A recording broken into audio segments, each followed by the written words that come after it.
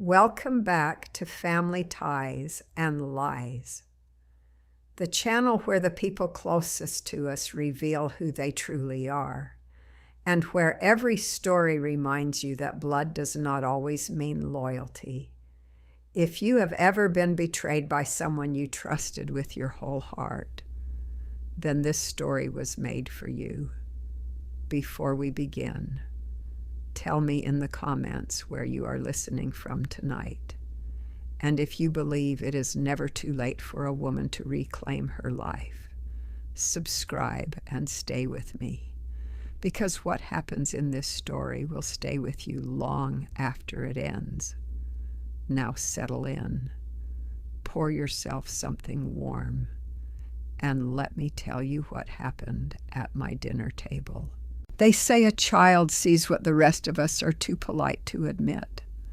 My grandson asked me a question 3 nights ago, in the dark, holding his stuffed rabbit against his chest, and I have not been able to stop hearing it since.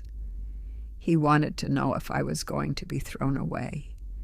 He was only 6 years old. He did not yet have the words for what he had overheard in the next room. But children do not need the right words to feel the shape of a thing. And in that one small question, I finally understood something it had taken me 64 years to learn. Some people do not love you. They simply have not finished using you yet. My name is Marlene Carter. I am 64 years old. And for most of my life, I believed that being needed and being loved were the same thing. I want to tell you they are not. I learned the difference at my own dinner table on an ordinary Sunday in late October, when my son-in-law slid a folded piece of paper across the wood toward me and waited, the way a man waits when he already believes the answer is yes. But I am getting ahead of myself, and this is a story that deserves to be told in order, because the order is the only way you will understand how a woman like me, a woman who spent 30 years reading the silence of powerful men across negotiating tables, could let herself be fooled inside her own home. Let me take you back to the beginning. For 30 years, I sold real estate in this city. Not the small kind. Not the kind you see on a sign in a front yard. I am talking about commercial towers, shopping centers, apartment complexes that house thousands of families who will never know my name. When I started, I was a young black woman in a business run almost entirely by older white men, and they did not see me coming. That was their first mistake, and it was a mistake I learned to use. They would talk over me in meetings, explain to me what they assumed I did not understand, let their guard down because they had already decided I was no threat.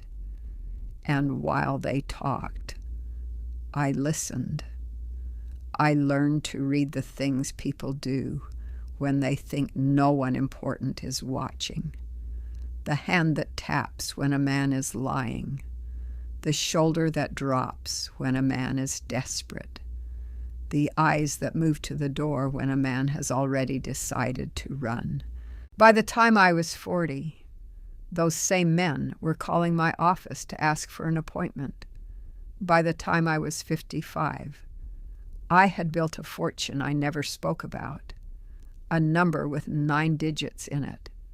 A number my own family has never known, and, until very recently, never suspected. I learned that lesson from my late husband, Harold, and the price he paid to learn it. But that is a story for another night. When Harold died, the house we shared felt too large and too quiet. So I did what I thought any mother would do. I moved in with my daughter, Simone, and her husband, and my grandson Theo. I told myself it was so I would not be alone. The truth, which I can admit now, is that I wanted to be useful.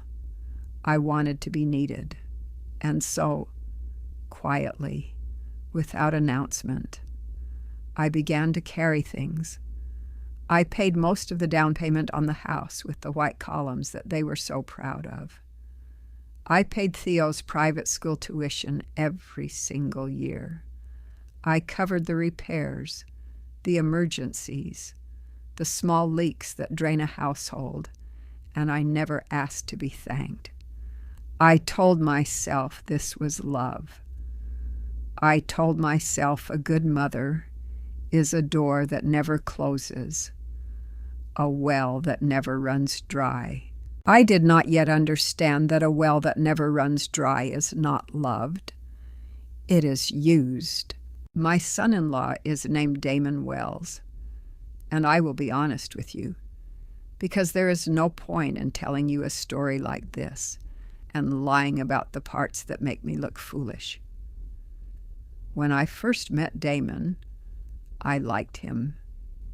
He was charming. He looked me in the eye. He remembered the small things I mentioned. He laughed at the right moments. He had the kind of warmth that makes a tired old woman want to believe in people again. And yet, even then, there was something. A flicker. A note that did not quite land. 30 years of reading men had left a quiet alarm inside me. And once or twice, in the early days, it would sound softly and then go silent. And I would tell myself I was being unfair.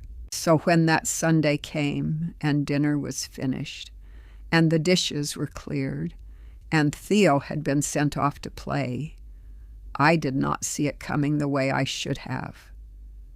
Damon reached into the inside pocket of his jacket, slow and deliberate, and he took out a single folded piece of paper.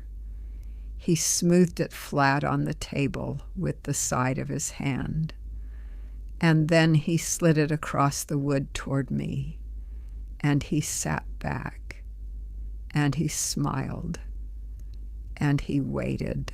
I looked down at that paper, and I did not yet know what was written on it, but I knew the shape of that moment. I had seen it 1,000 times across a negotiating table. It was the moment a man shows you what he truly wants. He thought he was sitting across from a soft old woman with a checkbook. He had no idea who he was sitting across from.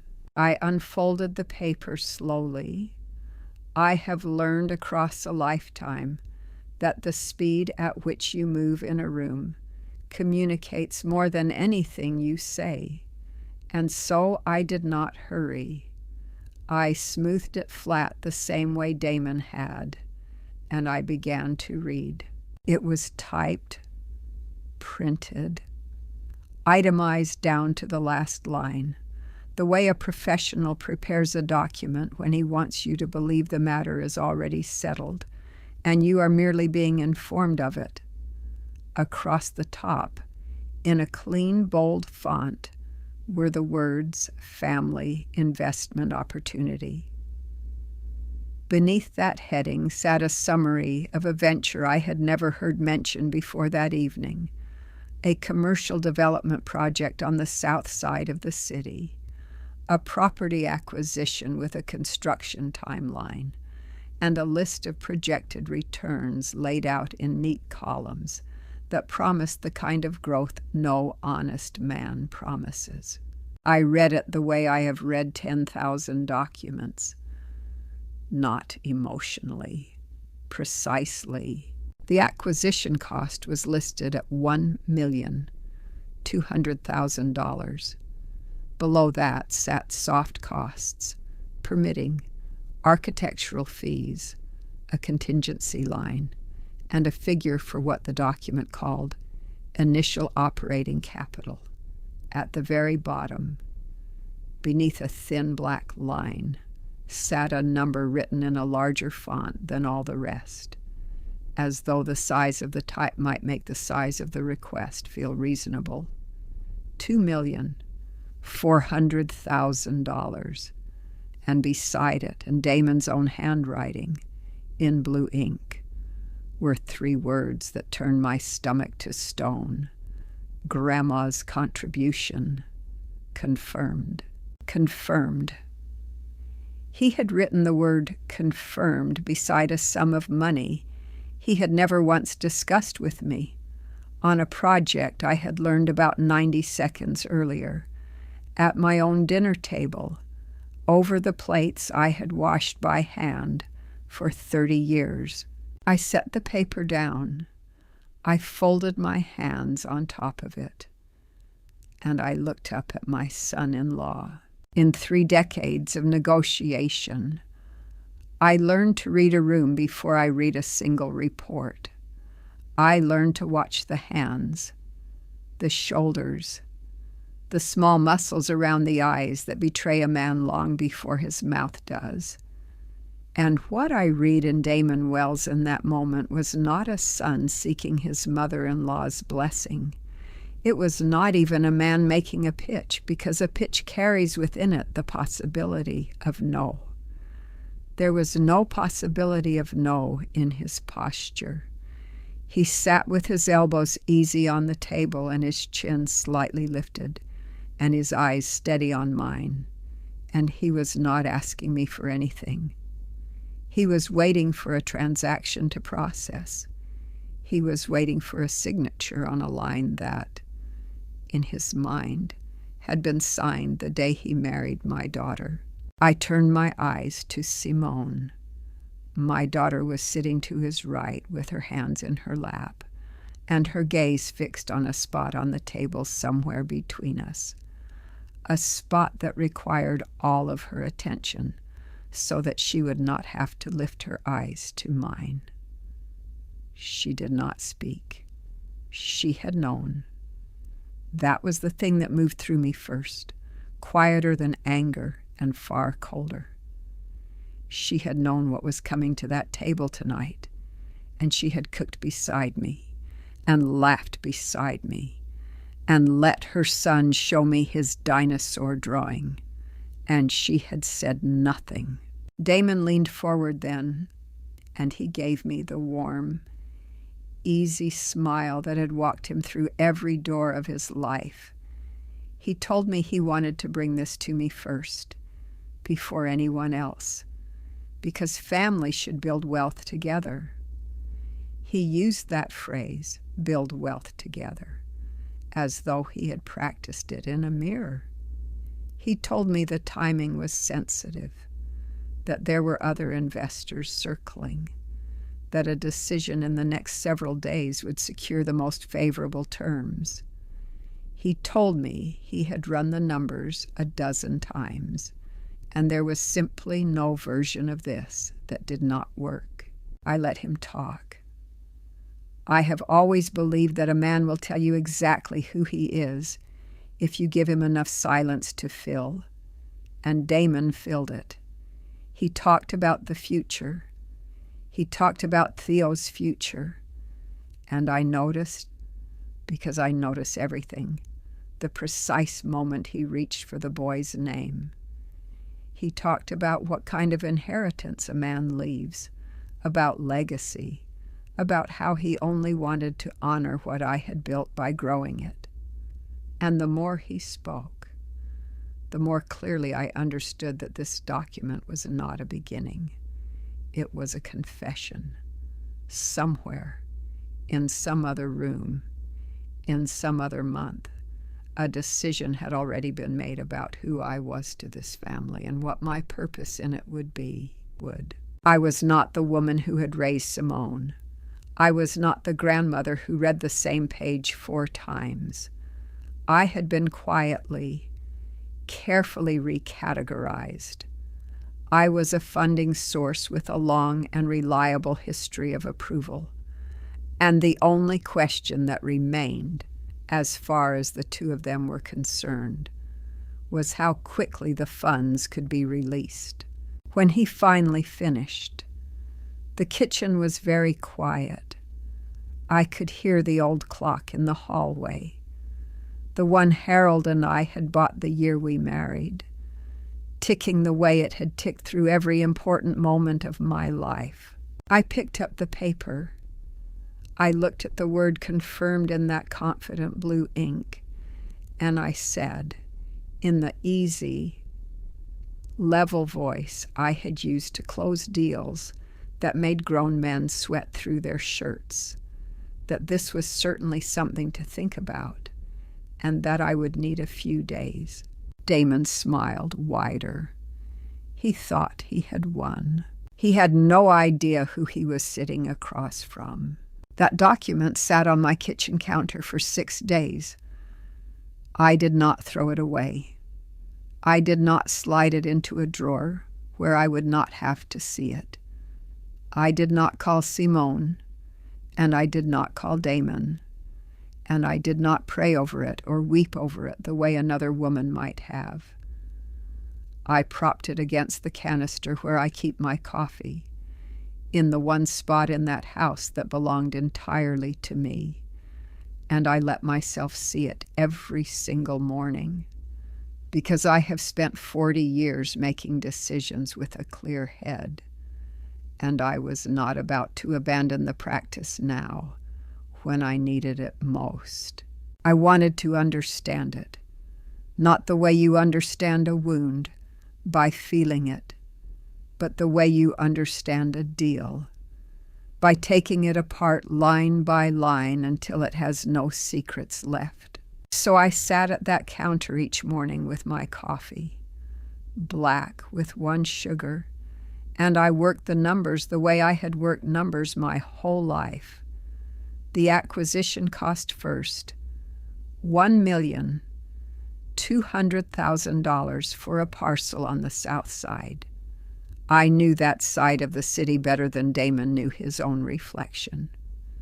I had bought and sold land there for 3 decades, and I could tell you within a few percentage points what an honest acre cost in that corridor. The figure on his paper was inflated, not wildly, not so much that a careless reader would catch it, but inflated in the particular way that tells a trained eye someone has padded the number and expects no one to check.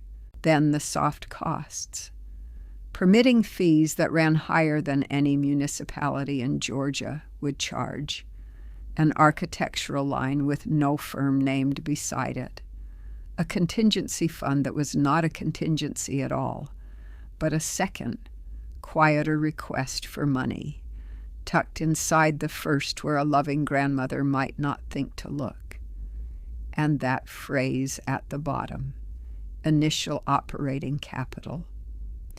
I have built more buildings than Damon Wells has read about. Operating capital is what you need when a thing is already standing and earning. You do not require it before the first shovel touches the dirt.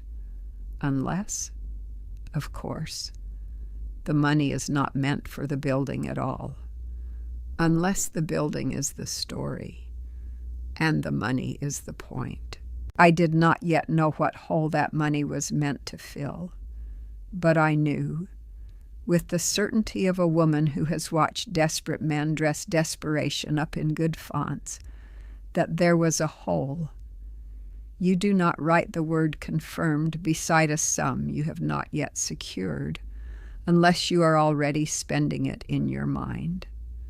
And you do not spend money in your mind that you do not badly, urgently need. That was the moment I stopped reading the paper as an insult and began reading it as a symptom. But understanding the document meant being honest about something harder. And so, on the 3rd morning, I made myself open the older files, the ones I had closed and filed away without examining, the history of yes. When Simone and Damon bought that beautiful house with the white columns, the mortgage was a stretch for them, and I had quietly wired the larger part of the down payment, $340,000, and asked for nothing, not even acknowledgement, because I did not need it. I gave because I wanted to.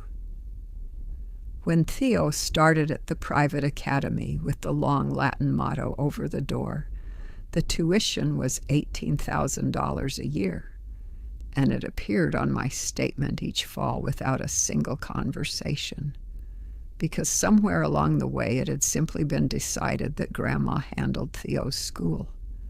There were the smaller things too. The leaks I sealed, a car repair, a roof, a vacation, once, that I told myself was a gift. I added it up that morning, sitting at my own counter in my own quiet kitchen, and the number was large enough that I had to set my pen down and breathe. Not because I regretted a dollar of it. I would have given every cent again to a daughter and a grandson who saw me, but because the adding revealed a pattern I had been too close to see. Year after year, I had made myself so reliable, so consistent, so endlessly available, that I had stopped being a person in that house. I had become infrastructure. You do not thank the foundation of a home. You do not send a card to the beams in the walls. You simply stand on them and trust they will hold and never once look down. And then I remembered something that had happened only a month before, something I had filed away without letting myself feel it. Damon had been on the phone in the next room, his voice low, and I had heard him say to whoever was listening, not privately, not with any awareness that I stood close enough to hear, that he was working on it, that the old woman's money was as good as in the account, that I would come around the way I always came around, the old woman's money as good as in the account. I had stood in my own kitchen and heard my son-in-law describe me, my 40 years, my held breath in 100 negotiating rooms, my entire life, as a balance he was working to access. I told myself that evening that Simone could not have known the full shape of it, that my daughter, whatever distance had grown between us, would stand beside me once she understood what kind of man she had let speak for her. I believed that. I was wrong. I was wrong about Simone. And I learned how wrong on a Tuesday afternoon 2 days later, in a way that left no room for the comfortable explanations I had been offering myself. I had walked to the back of the house to return a book to Theo's room, and the door to the home office stood open a few inches, and my daughter's voice came through the gap.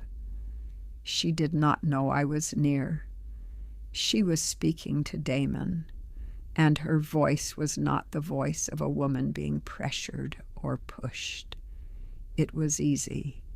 It was conspiratorial. It was the voice of a partner. She said she did not understand why it was taking me so long.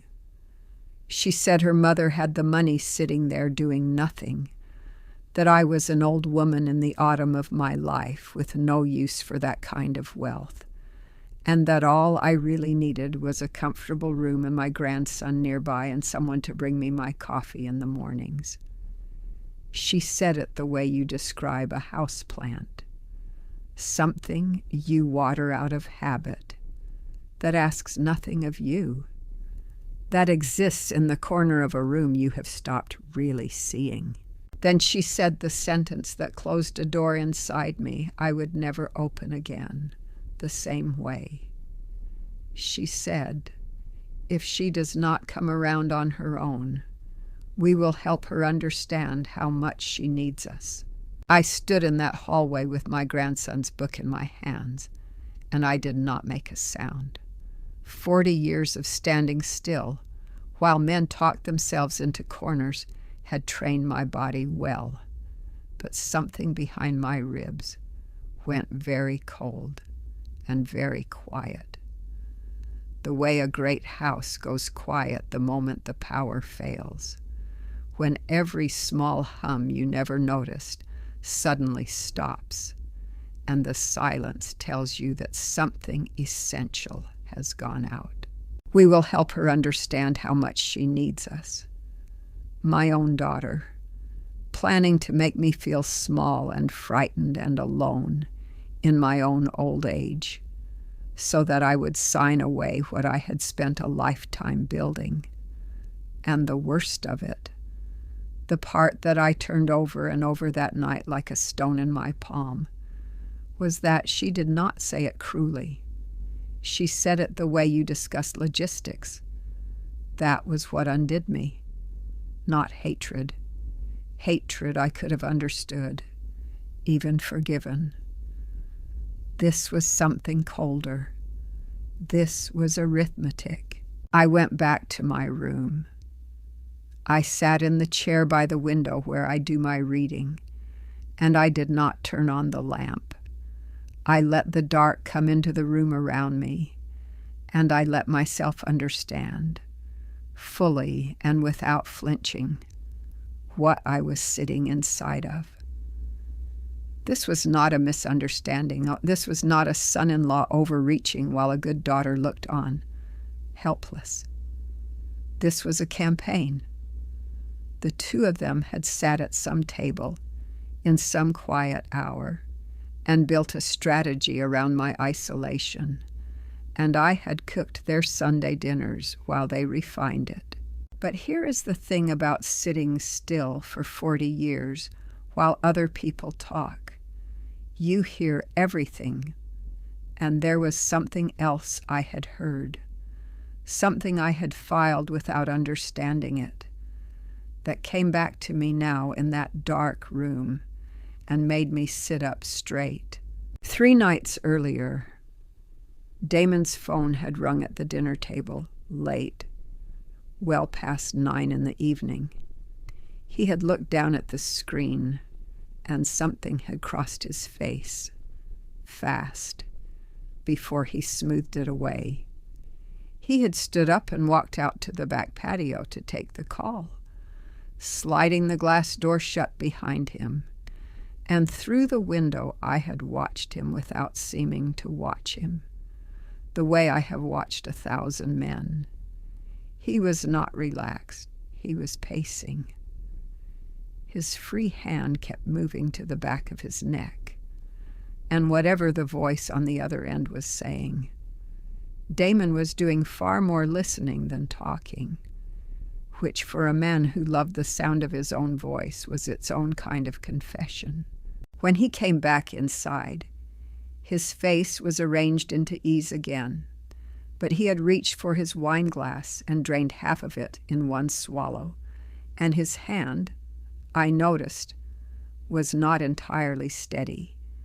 I had filed it away that night as nothing, a business call, a man under ordinary pressure. Now, sitting in the dark, I unfiled it.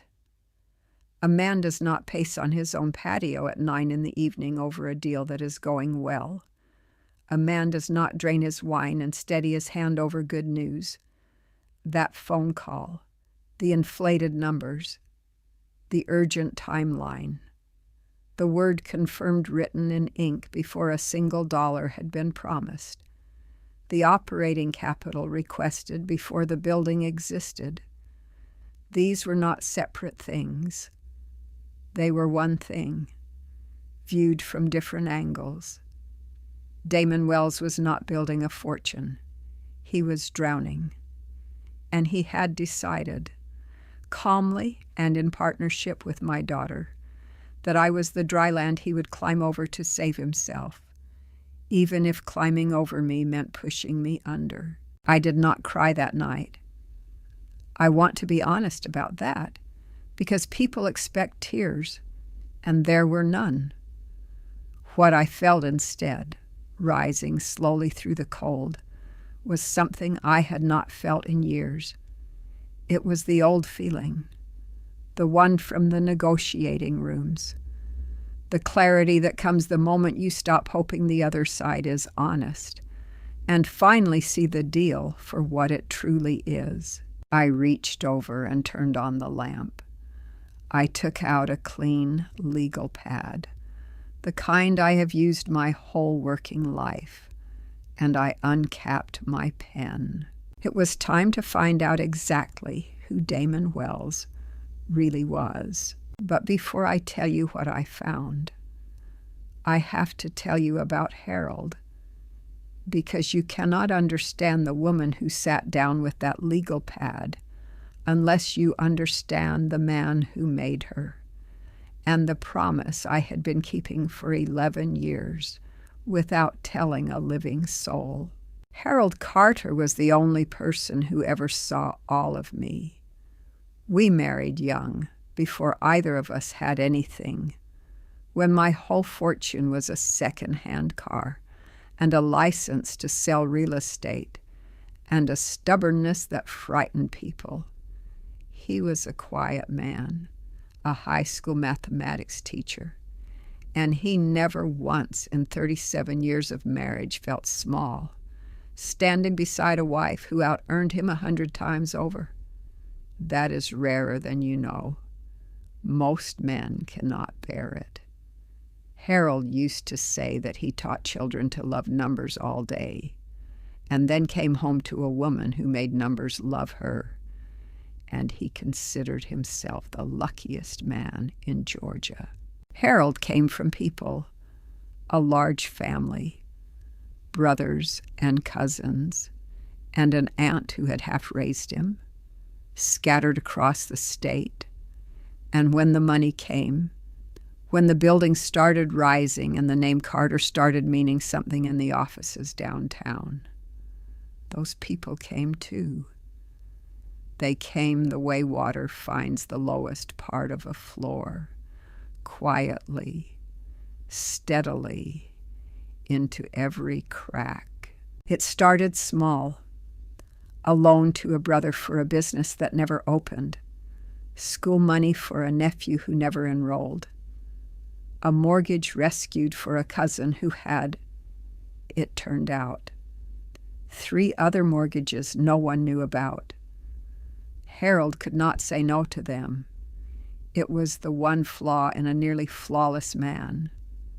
They were his blood, and he had grown up with so little that the idea of having something and not sharing it felt to him like a sin. So he gave, and the more he gave, the more they came, and the more they came, the less they saw the man, and the more they saw the well. I watched it happen for years. I watched my husband, the kindest soul I have ever known, get smaller and smaller at his own family gatherings until he was no longer Harold to them at all. He was an account. He was a signature. He was the man you were nice to in November because December was expensive. And it wore on him. I know now that it wore on him far more than he ever let me see. Because Harold protected me from things the way he protected everyone. Quietly, at his own cost. He had a heart attack at the kitchen table on a Sunday morning, his coffee still warm beside him, 66 years old.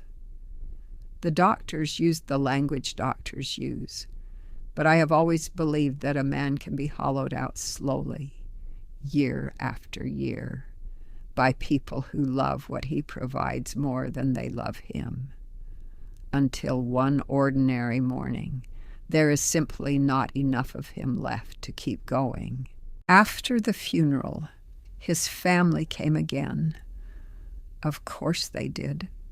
They explained gently, over the casseroles, certain matters of the estate, certain things Harold surely would have wanted. I sat in my black dress and I listened to them divide a dead man's generosity among themselves before the ground over him had settled.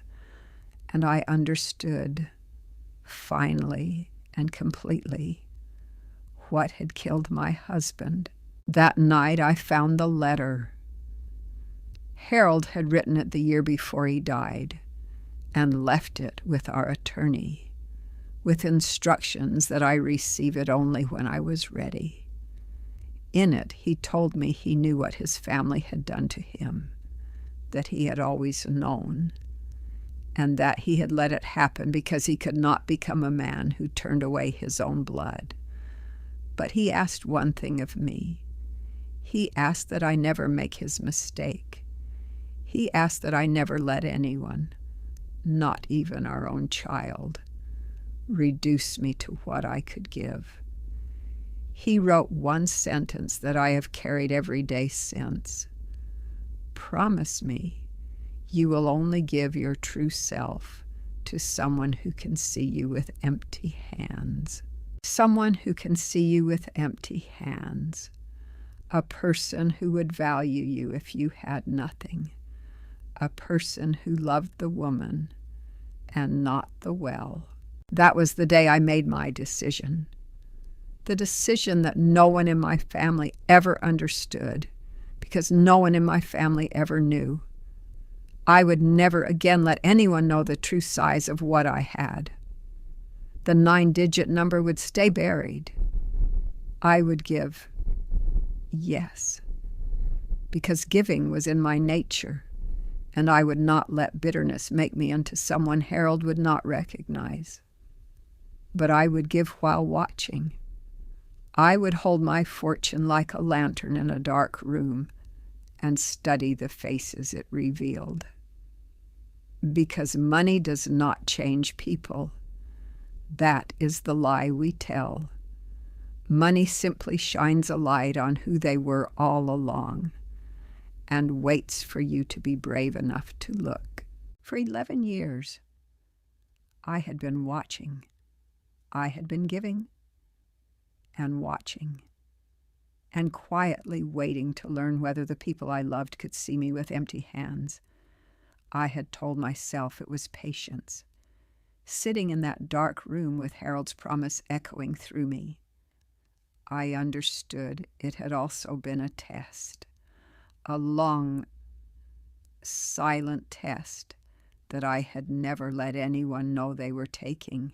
And now, at last, I had my answer about Damon Wells. What I did not yet know, what would break my heart far worse than any son-in-law ever could, was the answer I was about to learn about my own daughter. I did not go to war the next morning. That is not how I have ever won anything. I have learned that the woman who reacts has already lost a measure of control, and I intended to lose nothing. So before I investigated, before I made a single phone call about Damon Wells and the hole he was drowning in, I decided to give my daughter and her husband one fair chance, one clean test, offered in good faith, so that whatever came afterward, I would know in my bones that I had given them every opportunity to be the people I had prayed they were. I spent 2 evenings building it. Not a refusal, a counteroffer. The kind of structured, generous, intelligent proposal I had built 10,000 times across a long career. The kind that protects everyone at the table, including the people too foolish to know they need protecting. I did not dismiss the idea of helping. That was important to me. I would not be the bitter old woman slamming a door, because Harold had asked me not to become her, and because some part of me still wanted, desperately, to be wrong about all of it. So I sat at my desk with my legal pad and my reading glasses, and I designed something real. I would put up capital, not the $2,400,000 written in confident blue ink, but a serious figure, $300,000, structured properly. The money would flow through an entity I controlled, with an independent appraisal of the land before a single dollar moved, a licensed firm reviewing the construction costs, and clear, written terms about how the funds could be spent and how they would be returned. I would bring in a project manager I trusted, a man I had worked with for 20 years who had never once let a number lie to him. I would, in short, do exactly what I had done my entire professional life, which was structure a deal so that it could not quietly become a robbery. It was, by any honest measure, an act of love, a mother saying yes, but saying it as a grown woman with eyes open, offering not just money, but the one thing I had that they did not, which was the hard-earned knowledge of how to keep money from vanishing into the hands of men who promise the world. If the project was real, my structure would protect it. If the project was a lie, my structure would expose it, and a man with nothing to hide would have welcomed every word of it. I printed it the same way Damon had printed his, typed, itemized, clean and professional, 4 pages with my terms laid out in plain language a child could follow. I called Simone on a Thursday and asked them to come to my room after Theo was asleep, because I had thought about their proposal and I had something to show them. I kept my voice warm, because I meant it warmly. I still wanted to be surprised. They came in just after 9. Simone sat on the edge of my reading chair. Damon took the chair by the window and crossed one leg over the other and folded his hands. The picture of a reasonable man arriving to receive good news. I handed each of them a copy, and I walked them through it the way I had walked nervous investors through 100 proposals, calmly, clearly, leaving room for questions. I told them I wanted to help. I told them I believed in family building something together, using his own words back to him, gently. And then I told them how it would work.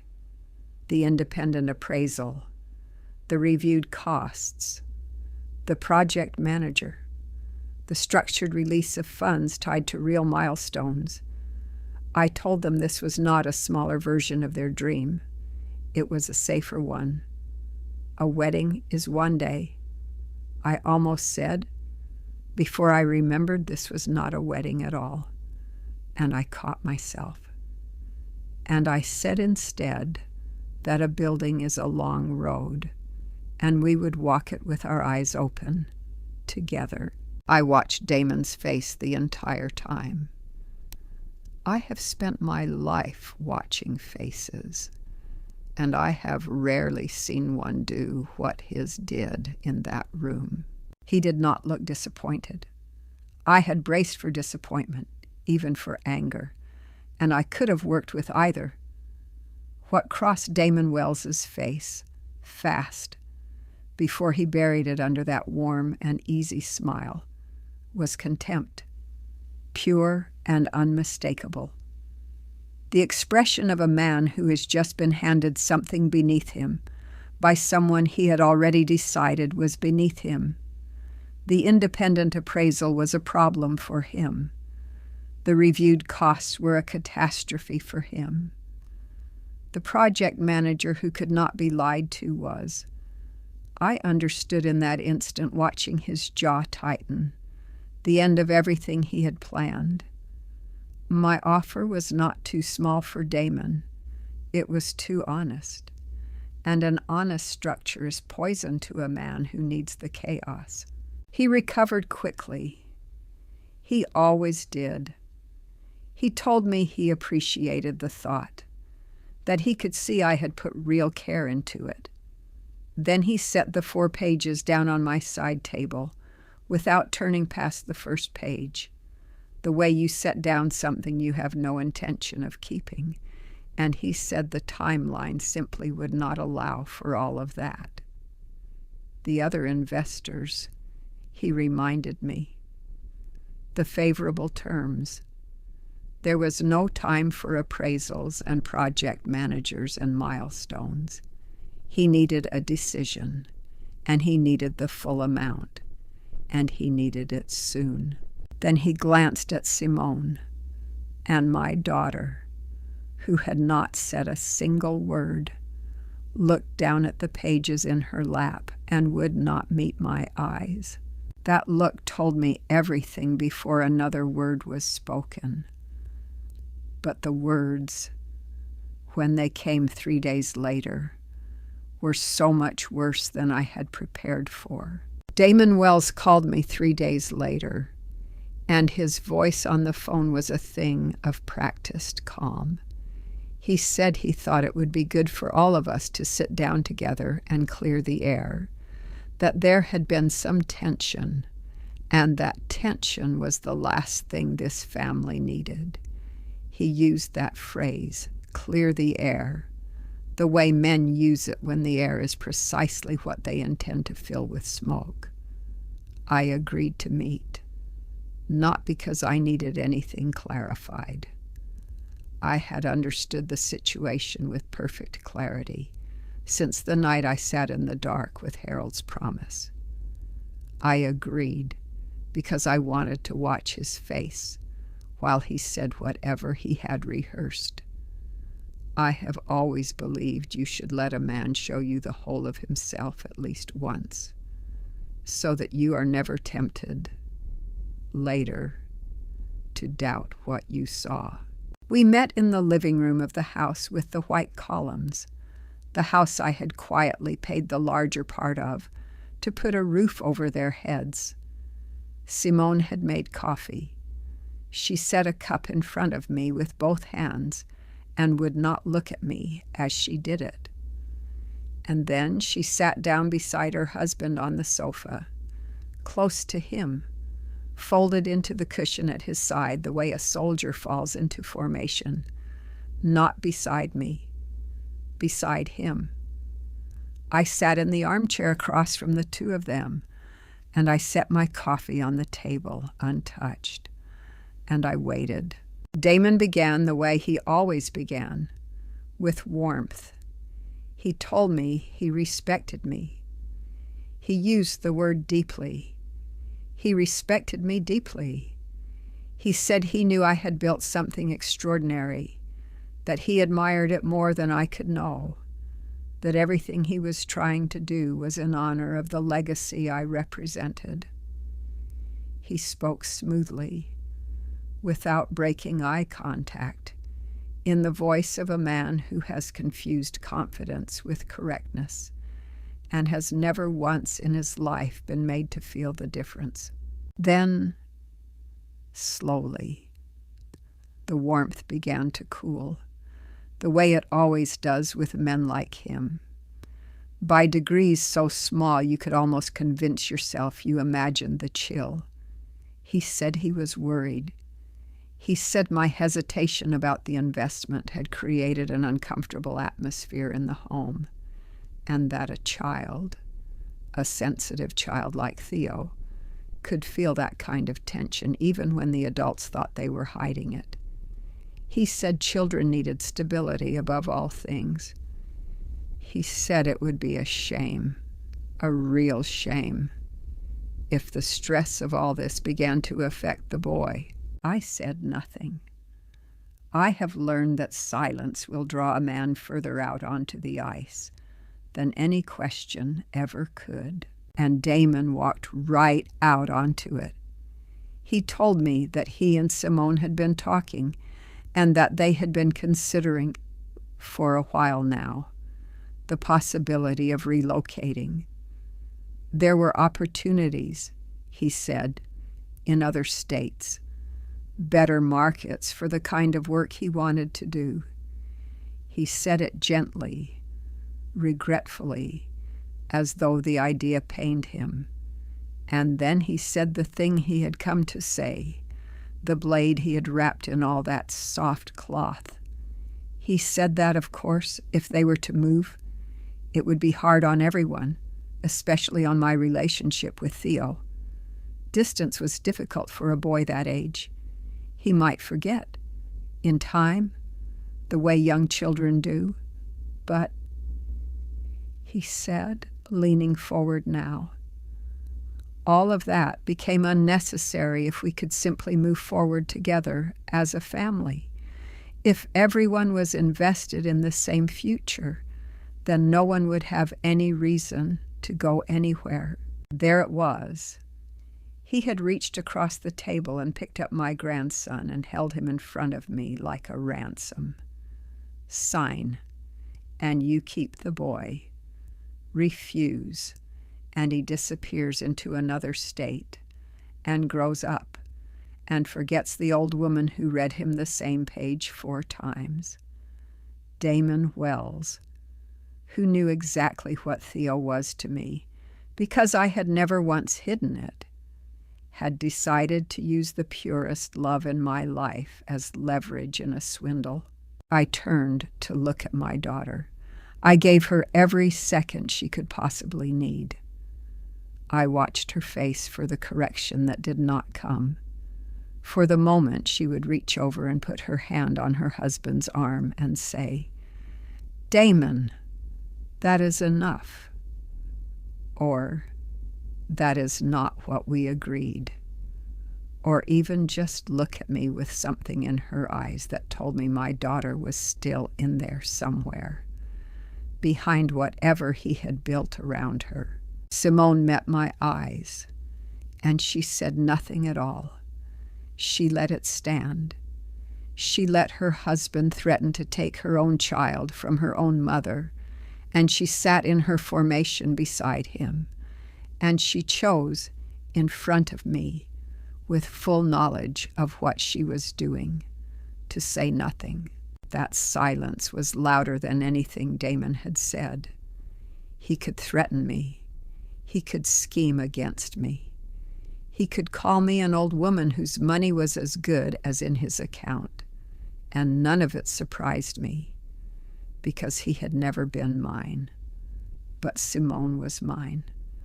I had raised her alone in the years before Harold, fed her, sat up with her through fevers, watched her walk across a stage in a cap and gown, with my heart so full I thought it would crack. And she sat on that sofa and watched a man use her son against her mother, and she protected him with her silence. Damon, sensing the silence had done its work, delivered the last line softly, almost kindly. He said that, perhaps, until everyone could agree on the path forward. It would be better for the household if I found somewhere else to stay, just for a while. Just enough space to keep things positive. Somewhere else to stay from the house I had paid to build. I set down my untouched coffee, and I stood up. I did not stand up the way a wounded woman stands. I cursais leur harm.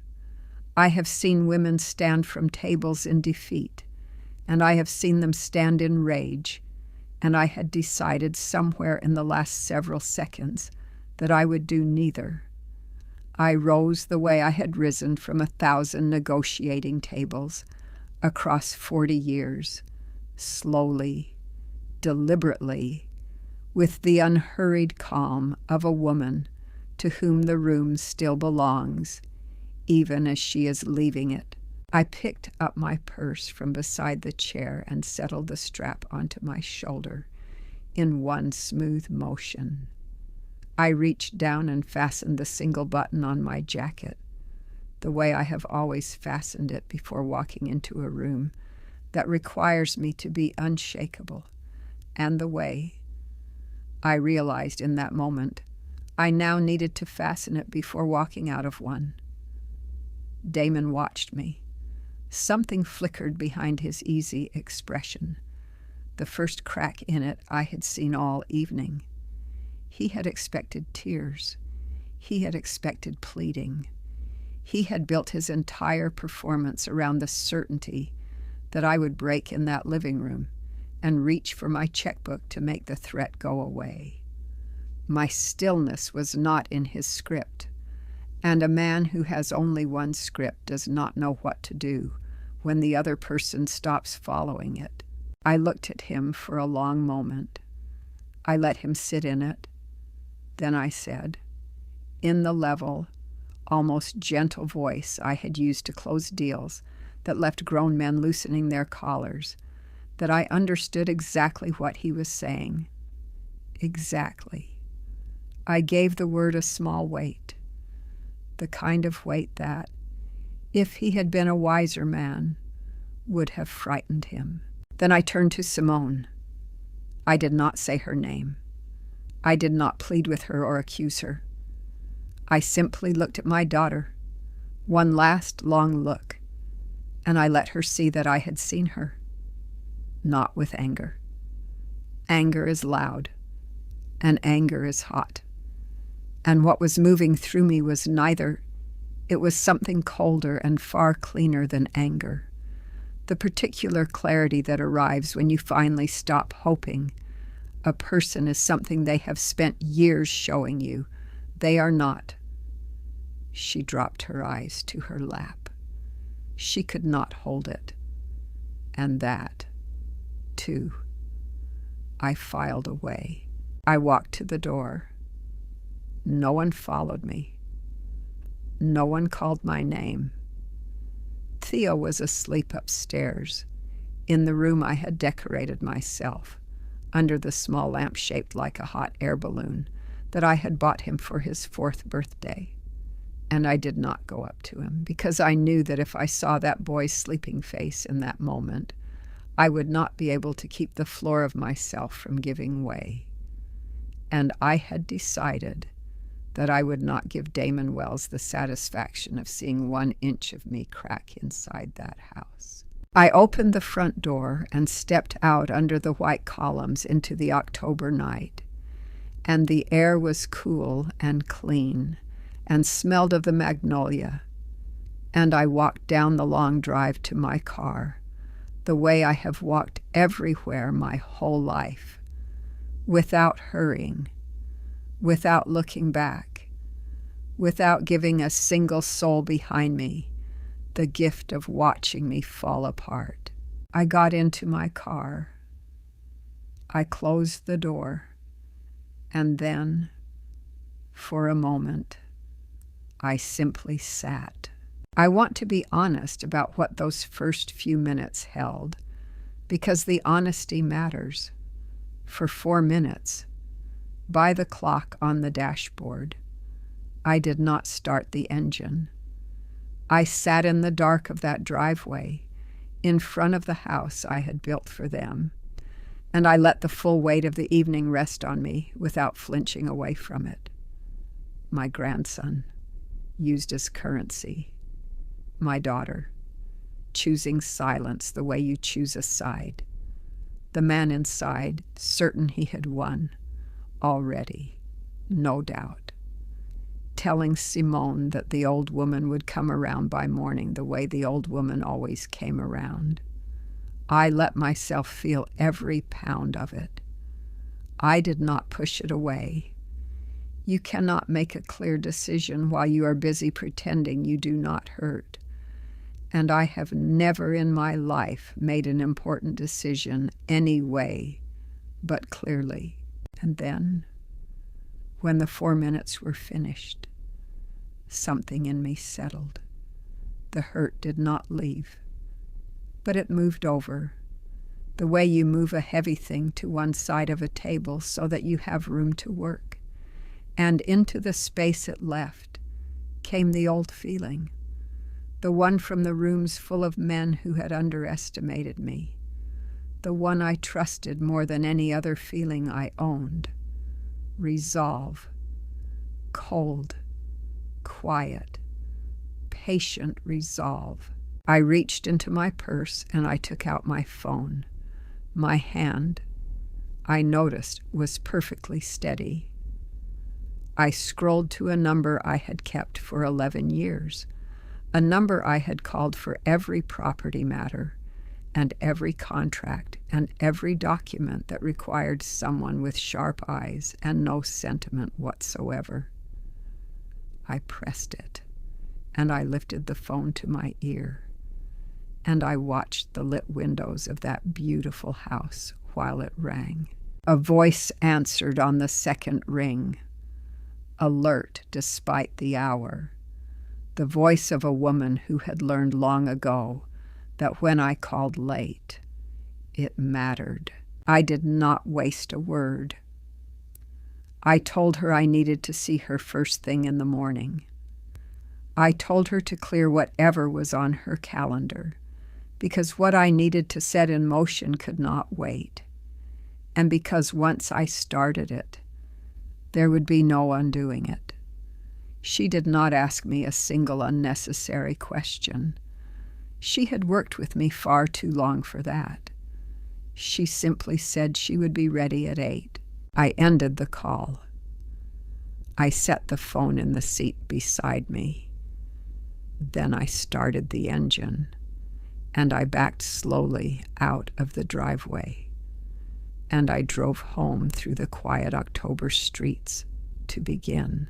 Whatever Damon Wells thought he had won that night, he had no idea what he had just started.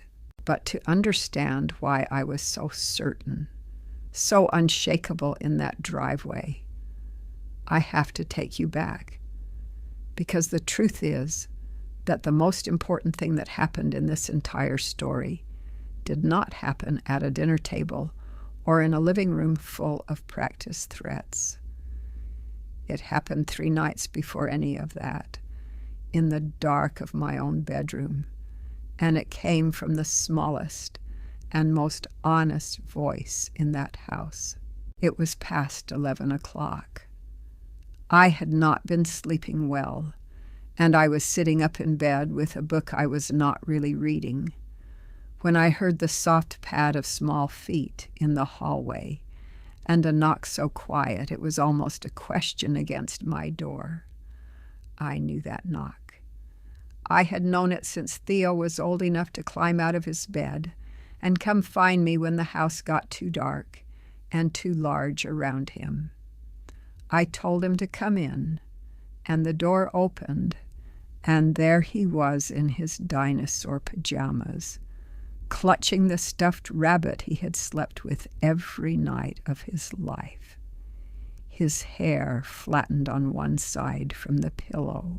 I lifted the blanket, and he climbed up beside me the way he had 100 times, and he tucked himself against my side, and for a while we just sat there in the lamplight, the way you can with a child, saying nothing and meaning everything by it. I asked him why he was awake. He said he had a bad dream. I asked him if he wanted to tell me about it.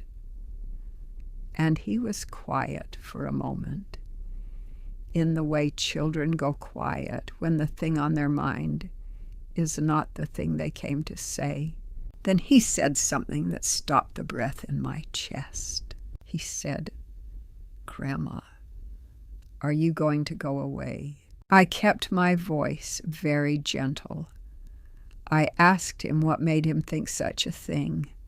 He picked at the ear of his rabbit, not looking at me, and he said he had heard his daddy talking. He said he was not supposed to be listening, that he had been on the stairs when he was meant to be in bed, but that he had heard his daddy talking to his mama in the kitchen. And then my grandson, 6 years old, repeated to me the words he had heard, in the flat and careful way children repeat things they do not understand, but know are important. He said his daddy had said that once Grandma signed the papers, they would not need her around anymore. He looked up at me then. his eyes wide and worried in the lamplight. And he asked me what papers, and whether signing papers meant I had to leave, and whether, if he was very good, I would stay. I have sat across from men who tried to take everything I had. I have stood in rooms where people decided, before I opened my mouth, that I did not belong.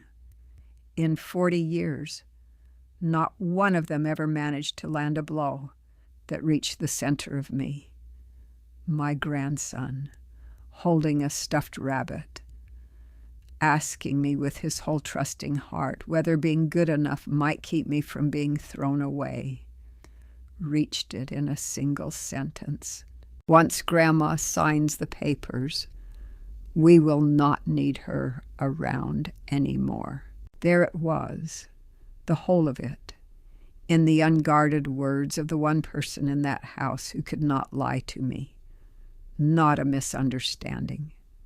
Not my suspicious imagination. Not an old woman seeing shadows where there were none. The plan, spoken plainly behind a closed kitchen door, carried up a staircase by small feet, and laid in my lap by a frightened little boy. Sign the papers, and then dispose of her. I was not a mother to be loved or a grandmother to be kept. I was a signature to be obtained, and, once obtained, no longer required.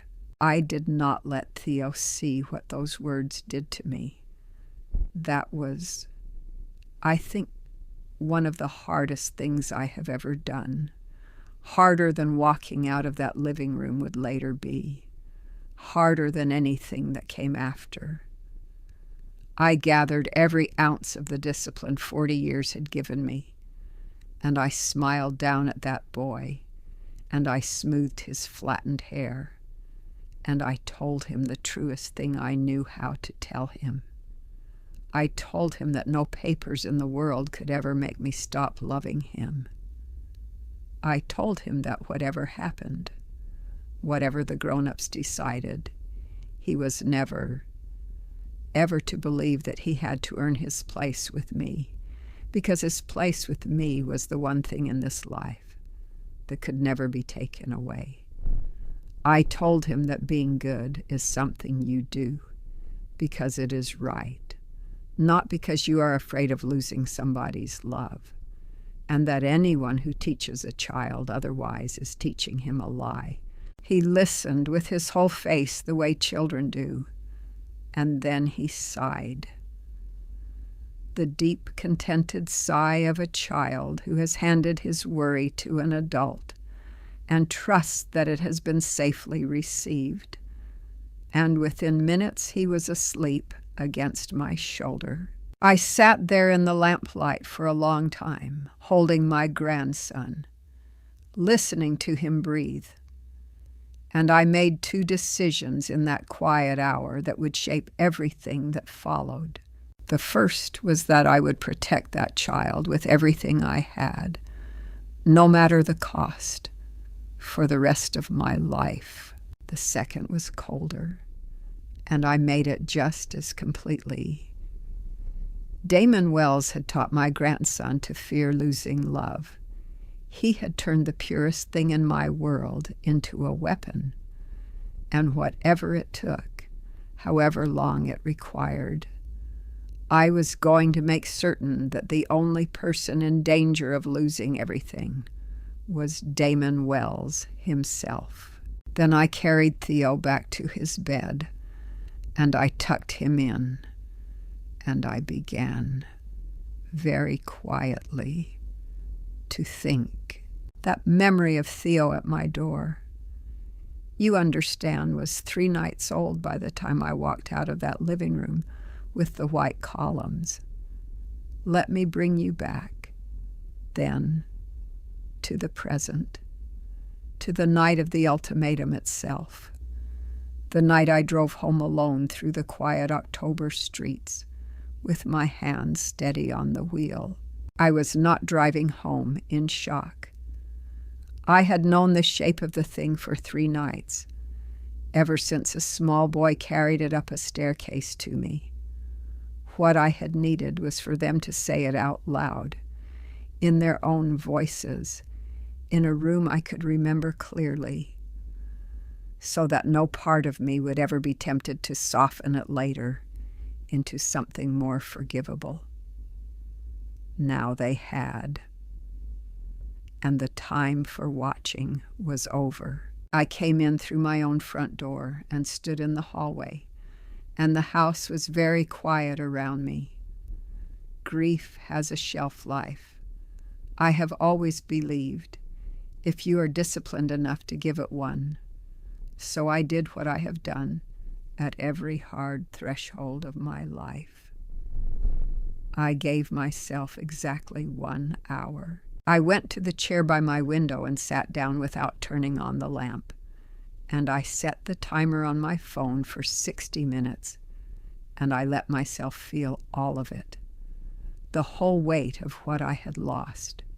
Not the money, never the money, but the daughter. I let myself remember Simone at 7 in a yellow dress, holding up the loose ends of a sash for me to tie, looking up at me with a face that had not yet learned to look away. I let myself grieve the woman I had believed I raised. I let the tears come, finally, alone, where no one could use them against me. And I let them finish. When the timer sounded, I stood up. I washed my face in cold water and looked at the woman in the mirror, and I told her, plainly, that the time for grieving was done and the time for working had come. Then I went to bed, and I slept, because a clear head is the only weapon I have ever truly needed, and you cannot sharpen one on no sleep. I was awake at 5:30, coffee made by 6, dressed and out the door by 7:30, and sitting across the desk from my attorney by 8. Her name is Valerie Osei, and I have trusted her with everything that mattered for 11 years. She is a small, precise woman who wears her reading glasses on a chain and misses nothing, and she had cleared her morning the moment I called, because she knows I do not use the word urgent loosely. I sat down across from her, and I told her, without drama and in order, everything, the investment document with the word confirmed written in blue ink, the inflated numbers and the operating capital requested before a building existed, the overheard phone call on the patio, the campaign of isolation, the threat made over my grandson, the silence of my daughter. I told it all in the flat, even voice I use for facts. And Valerie listened without interrupting, taking her notes in the small, neat hand I have watched her use for over a decade.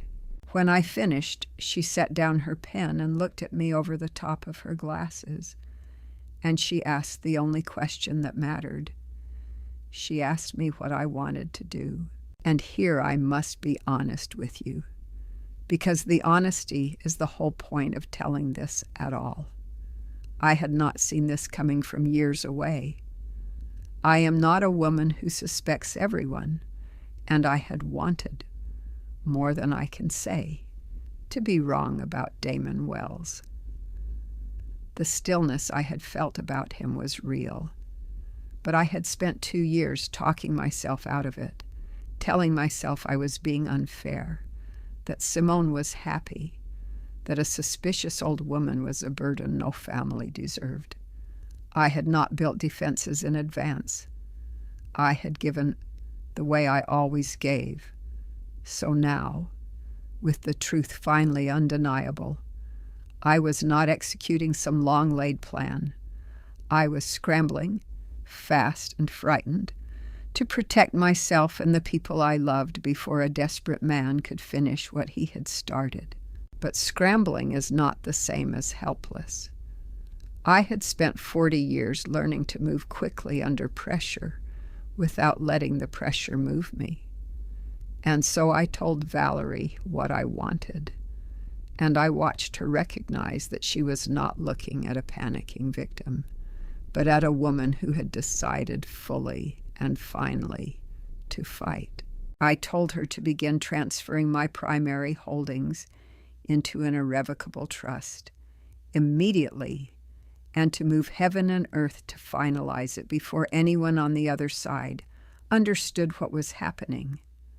I told her to revoke every authorization, every joint instrument, every quiet line of access that connected my money to that household, effective at once. I told her to pull the file on the house with the white columns, because there was something in the deed to that property that Damon Wells did not know, and that, when the moment was right, was going to matter a very great deal. And then I told her the last thing, the thing I had decided holding a sleeping child in the dark.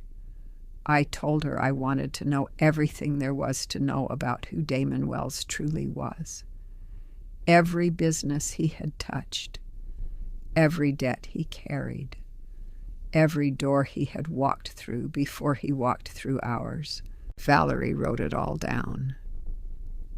Then she looked up at me and she said, quietly, that she would have the first answers within the week, but that I should understand the transfers would take time she was not certain we had. Time we were not certain we had. I carried those words home with me that night like a stone in my pocket, because somewhere across town, a desperate man was counting on the very access I was racing to cut, and I did not yet know which of us was faster. She had no idea what that week was going to uncover. Neither did I. I have spent my whole life preparing for things other people never saw coming. Not out of fear, but out of discipline.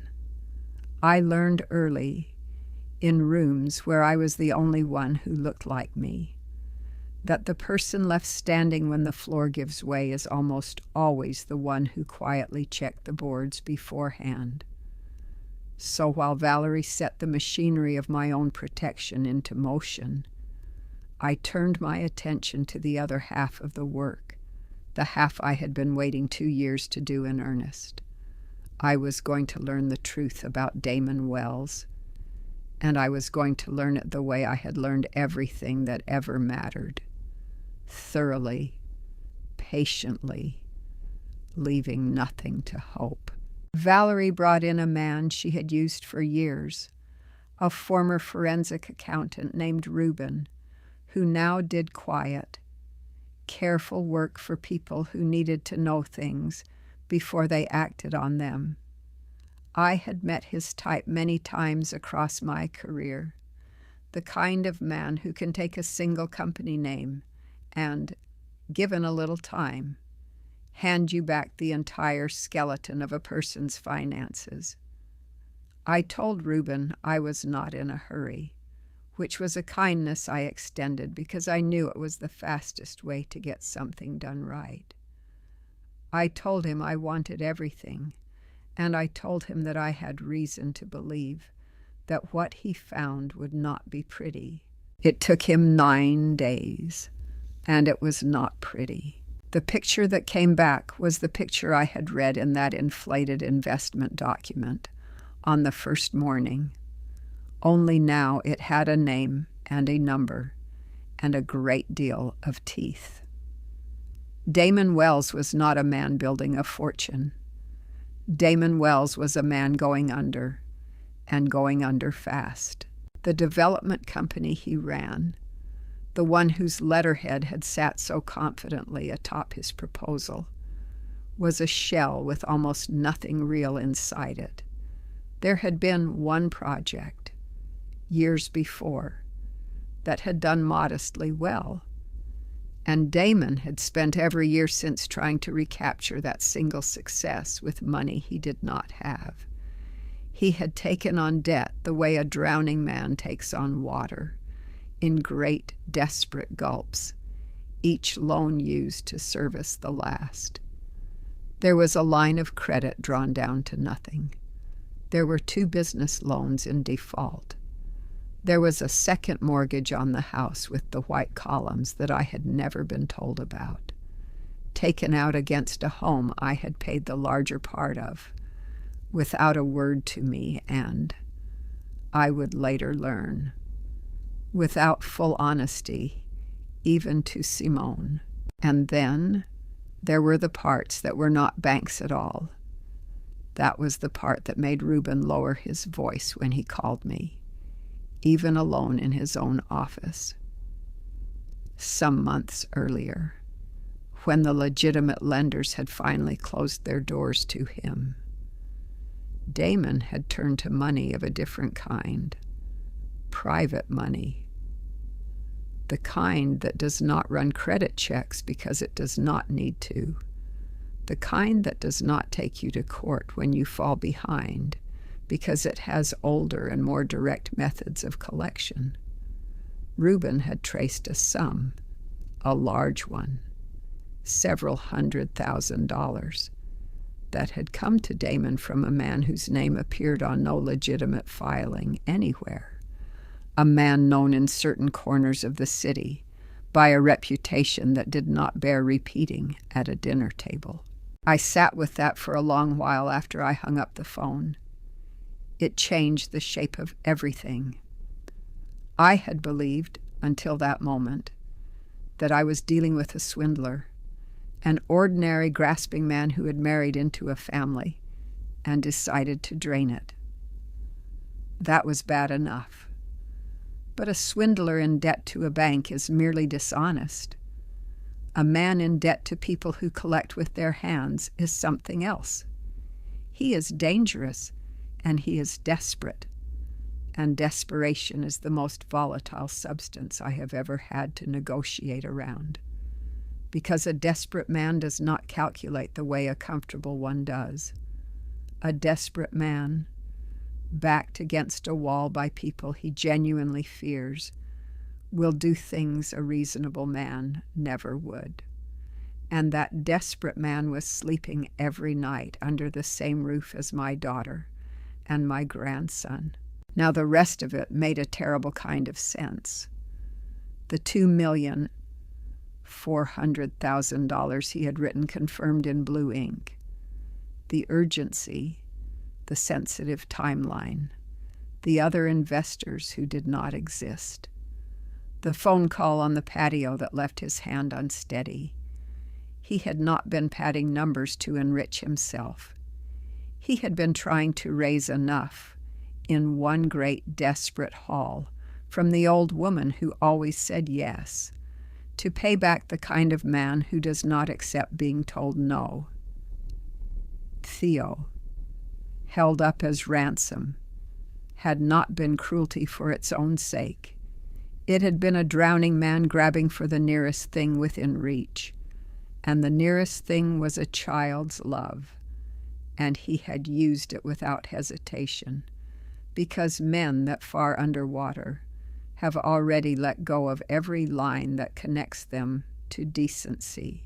I understood, sitting there with Reuben's report spread across my desk, that this had stopped being merely a matter of protecting my money, the money I had already protected. This had become a matter of protecting 2 people I loved from a man who was running out of time and out of options, with frightening company waiting in the wings. I gathered the pages, and I squared their edges, and I filed them away in the locked drawer where I keep the things that matter. Then I sat in the quiet of my study, and I let my mind move the way it had moved in 1,000 negotiations, 3 and 4 steps ahead, mapping not what I hoped would happen, but what I now knew was coming. Because if Damon Wells could not get my money, the men he feared were going to come looking, and I had a terrible feeling they were going to come looking soon. The transfers were finished by the end of that week. Valerie called me on a Friday afternoon to tell me it was done, and I remember the particular quality of the quiet in my house when I hung up the phone. Every holding I had spent 40 years assembling, the towers and the shopping centers and the apartment complexes, the land I had bought when it was worthless dirt and held until the world came back for it. All of it had been moved, cleanly and legally and irreversibly, into the irrevocable trust that not one member of my family knew existed. The 9-digit number that had hung over my life like a private son was now sealed inside a structure that no threat, no signature, no desperate son-in-law, and no frightening man he owed could ever reach. I was, on paper, suddenly a woman of very modest means, and I had never in my life felt richer. I want to be clear about what I had and had not done, because it matters. I had not stolen from anyone. I had not done a single thing that any court in this country would so much as raise an eyebrow at. I had simply taken what was always mine and placed it beyond the reach of people who had decided they were entitled to it. Every joint account closed, every authorization revoked, every quiet line of access that had connected my fortune to that household severed. The card that paid for Theo's school, the arrangements that sealed the leaks in their budget, the wire that had built half their house, all of it gone, the way a tide goes out, exposing everything that had been hidden beneath the comfortable water. What I knew, and what they did not yet know, was that the water was about to go out all the way. I gave myself a few days after that to think, because the situation had changed in a way that required thought rather than mere resolve. I had protected my money. That was the simple part, and it was done. But Reuben's report had shown me that the danger in that house was no longer only financial. There was a man out there, a man with no name on any legitimate filing, who was owed a great deal of money by a desperate husband, and who collected his debts in ways that did not involve courts. And whatever I felt about Simone in that moment, whatever damage her silence had done to something between us that might never fully heal, she was still my daughter. And Theo, that small boy with his rabbit and his trusting questions, was still my grandson. I could cut Damon Wells off from every dollar I owned, but I could not, in good conscience, simply walk away and leave two people I loved, sleeping in the same house as a cornered, frightened man and the shadows that were closing in on him. So I watched the house, not obviously, not foolishly, but I drove past it more than I would have a month before, at different hours, the way you check on something you are worried about. And it was on one of those quiet evenings, just past dusk on a Tuesday, that I saw the thing that turned my worry into certainty. There was a car parked across the street from the house with the white columns, a dark sedan, newer, the kind that does not belong in a neighborhood and does not try to. It was parked just past the street light, in the pool of shadow between two pools of light, in the precise spot a person chooses when they wish to see without being seen. I have a good eye for these things. I slowed as I passed, not enough to be noticed, and I looked. There was a man behind the wheel. He was not doing anything. That was what told me everything. He was not on his phone, not eating, not waiting for someone to come out of another house. He was simply sitting, still and patient, his face turned toward the front door of my daughter's home, watching it the way a man watches a thing he intends to deal with. I drove on. I did not stop. But in my rearview mirror, as I reached the end of the street, I saw that the car had not moved, and that its lights were off, and that it was settled in for a long stay. I drove home with my hands steady on the wheel and my mind moving very fast and very cold. The man Damon feared had stopped waiting for his money to arrive on its own. He had come to apply pressure in person, to sit outside the house and let himself be felt, the way that kind of man does before he does anything worse. The clock I had sensed ticking all along, the urgency in that investment document, the unsteady hand on the patio, it was no longer an abstraction. It had a car and a man and a parking spot in the shadows across the street from where my grandson slept. And here is the thing I understood as I pulled into my own driveway. Damon's plan and the danger had now become the same problem. He needed my money to make that man go away. He could not get my money because I had placed it beyond his reach, which meant the pressure on him was only going to grow and grow and grow, with my daughter and my grandson directly in its path. I sat in my driveway for a moment, exactly as I had sat in his a week before. But this time I was not grieving. This time I was planning, because I had just realized that the choices in front of me were no longer about justice or money or even my own wounded heart. They were about getting Simone and Theo out of that house before the man in the dark sedan decided that waiting was finished. The thing that changed everything, the thing that turned my certainty about my daughter upside down and shook it until I no longer recognized the picture that fell out, arrived on an ordinary Wednesday afternoon in the form of a text message from a number I did not know. I was at my kitchen counter when my phone buzzed against the stone. I almost did not look at it right away. I had been receiving calls all week from numbers I did not recognize, and I had assumed, after the dark sedan, that some of them might not be friendly, and so I had grown cautious about answering anything I could not place. But something made me turn the phone over and look at the screen, and what I saw stopped me where I stood. The message was 4 lines, sent in quick succession from a number with a local area code I did not have saved. The first line said, "Mom, it's me."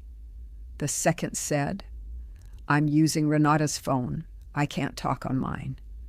The third said, "Please don't sign anything, no matter what he tells you." And the fourth, the one that put a crack straight through the cold wall I had built around my heart, where my daughter used to be, said simply, "I'm so sorry." I didn't understand until it was too late. I read it 4 times. I am not ashamed to say my hand was not perfectly steady the 4th time, because I had spent weeks building a version of Simone in my mind that this message did not fit, and the mind does not surrender a hard truth easily, even when the soft one is the real one. I sat down at the counter, and I made myself do what I always do, which is set the feeling aside for a moment and read the facts. Renata. I knew that name. Renata was a friend of Simone's from her years before Damon, a steady, sensible woman I had always liked, the kind of friend who tells you the truth even when you do not want it. Simone was using Renata's phone, not her own. She could not talk on her own. A woman does not borrow a friend's phone to contact her own mother unless she has a reason to believe her own phone is being watched. And a woman does not write the words "I didn't understand" until it was too late, unless she has only recently come to understand something that she did not understand before. I thought about that living room. I had sat across from my daughter while her husband threatened to take her own child away from her, and she had said nothing. And I had read her silence as agreement, as betrayal, as a choice to stand in formation beside the man who was robbing me. But I am a woman who has spent 40 years learning that the deal on the table is rarely the deal being made. And I forced myself, now, to look at that silence again with new eyes. What if her silence had not been agreement? What if her silence had been fear? I thought about Reuben's report. The second mortgage on the house, taken without full honesty, even to Simone. A man who hides debt from his own wife is a man who controls his own wife. I thought about how Damon had answered every question I put to anyone, how he had spoken for Simone in that living room, how she had set my coffee down with both hands and would not look at me. I had read all of it as the body language of a guilty woman, but it is also, I knew, the body language of a frightened one, a woman being slowly cut off from the people who love her, made to depend on a man for everything, taught in 1,000 small ways that crossing him is not safe. I had seen it before, in other lives, in other rooms. I had simply never imagined I would fail to see it in my own daughter. And then I thought about the worst of it, the part Reuben had only hinted at, and I had not let myself fully consider.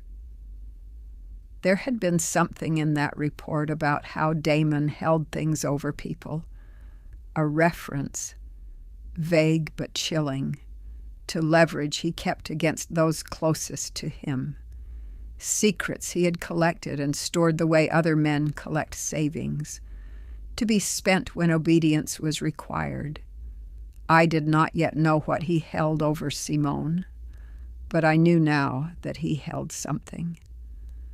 And I knew that whatever it was, it had been heavy enough to keep my strong, stubborn, sharp-tongued daughter sitting silent on a sofa while he held her own son up as ransom.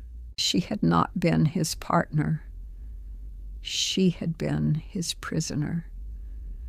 And in my hurt, in my certainty, in my decades of pride at how well I read a room, I had read my own child as the villain when she had been the one most trapped of all. I want to tell you that I felt vindicated in that moment, that I felt the warm rush of a mother learning her daughter had not betrayed her. But that is not what I felt. What I felt was something far heavier, because if Simone was a prisoner, then I had spent weeks treating a captive as a conspirator. I had walked out of that house and protected my money and watched from a distance, and all the while my daughter had been inside, drowning quietly, with no idea that her mother was anything but disgusted with her. I picked up my phone. I did not call the number because she had told me she could not talk, and I have always known how to listen to what a person is truly saying. Instead, I typed a single line back to Renata's phone. The line I needed my daughter to read more than she had ever needed to read anything. I typed, "I know, I'm coming, hold on." And then I began, for the first time in this entire ordeal, to plan not an escape, but a rescue. Most people in my position would have driven straight to that house. Every cell in my body wanted to put my key in that lock and pull my daughter and my grandson out by main force. But I have not won the things I have won in this life by following my impulses.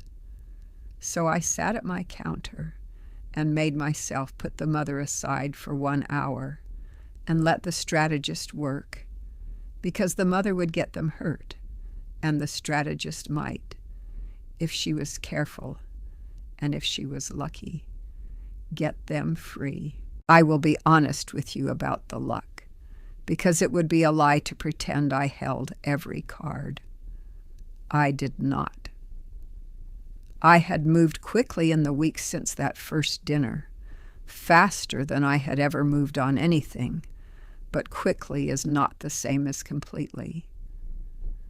The bulk of my holdings were still being transferred into a trust Valerie was racing to finalize, and until the ink dried, there remained a window, narrow and terrifying, in which a clever lawyer of Damon's might still have reached something. I did not sleep well during those days. A woman who tells you she felt no fear in that situation is selling you something. I was afraid. I was simply more disciplined than I was afraid, which is the only kind of courage I have ever trusted. Here was the truth of the board. Damon was cornered, in debt to a man now parked in the shadows across the street. He needed my money urgently. As long as he believed there was any chance of getting it, he would keep playing the long game, keep Simone close and controlled as the soft point through which he could still reach me. The danger to her and to Theo in that scenario was slow and constant, but not yet explosive. The thing that would make it explosive was the moment Damon concluded the money was never coming. A drowning man clutching a rope behaves one way. A drowning man who feels the rope go slack behaves another. The instant he believed he had lost, he would become unpredictable, and the man in the sedan would not be far behind. So I needed to control when that belief arrived.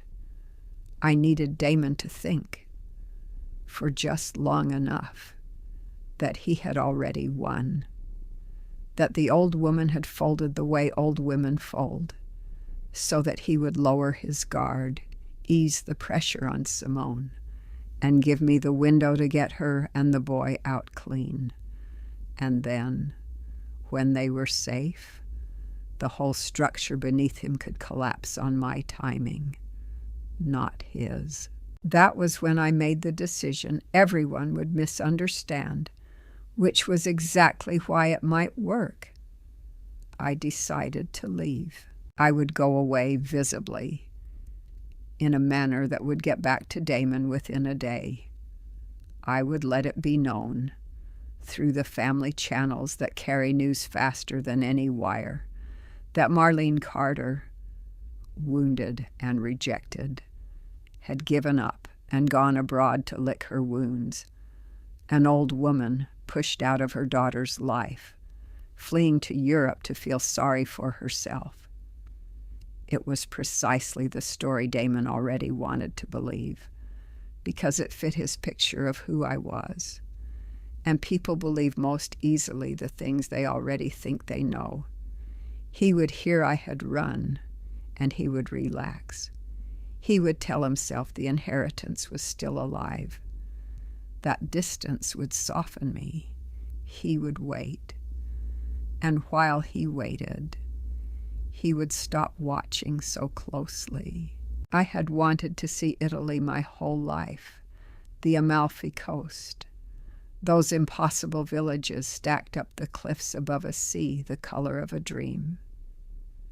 For 15 years I had told myself someday, when work settled, when Simone was stable, when there was no one who needed something from me first, there had always been a reason to wait. Now the trip I had postponed for half a generation would serve a second purpose, and I almost laughed at the cold elegance of it. I would take the journey I had earned, and I would let it be my disappearing act. But I did not leave Simone and Theo undefended. That is the part Damon would never have imagined, because Damon could only conceive of an old woman as either present and useful or absent and irrelevant. Before I booked a single flight, I sat with Valerie and Reuben, and we built the rescue in whatever days we had. It was not elegant. It was stitched together fast, with the pieces I could reach. Renata, Simone's steady friend, became my channel. Through her borrowed phone, I sent my daughter a plan, in fragments, in language plain enough to follow and quiet enough to hide. There was a date. There was a place I arranged, unconnected to me on any paper Damon could find. There were people who would be ready the moment Simone gave the word, and money set aside, not mine on any record he could trace, for her and the boy to land softly. And here is the part that kept me awake. All of it depended on Simone, on a frightened, controlled, isolated woman finding the courage at the right moment to pick up her son and walk out of that house into the dark. I could build the road. I could not make her take it. For all my 40 years of reading rooms and closing deals, the most important move in the most important negotiation of my life rested entirely in the trembling hands of my own daughter, and I had no way to know, an ocean away, whether she would be strong enough when the hour came. I booked the flight on a Sunday evening, a seat to Naples, arriving on the very date Reuben had identified as Damon's deadline. I closed the laptop and sat back in my chair, and I did not smile. I prayed. I prayed the way I had not prayed in years, that the road would hold, and that my girl would be braver than the man who had taught her to be afraid. Then I packed a single bag, and I went to Italy, and I waited to learn whether everything I loved would make it out alive. The light on the Amalfi Coast does not behave the way light behaves in Georgia. I had read that somewhere years before, in one of the magazines I used to page through on the nights I told myself someday. But reading a thing and standing inside it are two different lives. The morning after I arrived, I carried my coffee out onto the terrace that hung over the water, and I watched the sun come up over the Mediterranean, and I understood that the descriptions had all been failures. The light came off that sea soft at the edges and warm at the center, and it touched the lemon trees and the white houses stacked up the cliff and the fishing boats far below. And it made everything it landed on look as though it had been painted rather than merely built. I had spent 15 years filing this place away under later, and now later had arrived, and I was 64 years old and standing in it, alive in a way I had nearly forgotten was possible. I want to be honest about those first days, because the honesty is the whole point. I had told myself the trip was a strategy, a disappearing act, a move on a board, and it was. But it was also something I had needed for longer than I could measure.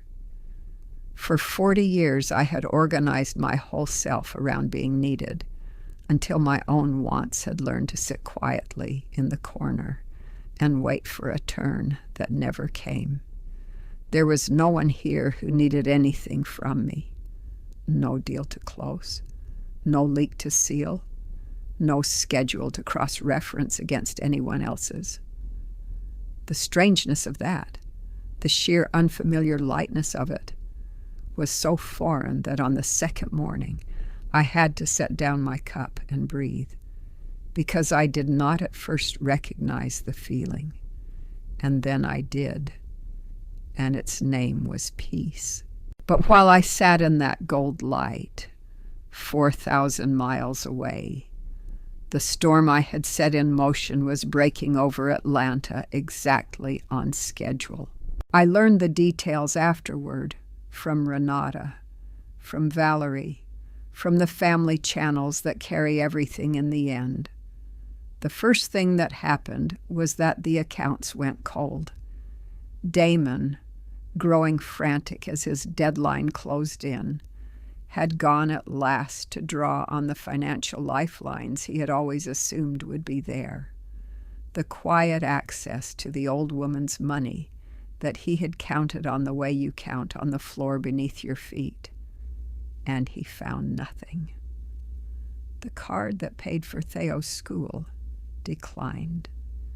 The arrangements he had leaned on, gone. The inheritance he had written confirmed in blue ink, sealed inside a structure his name would never touch.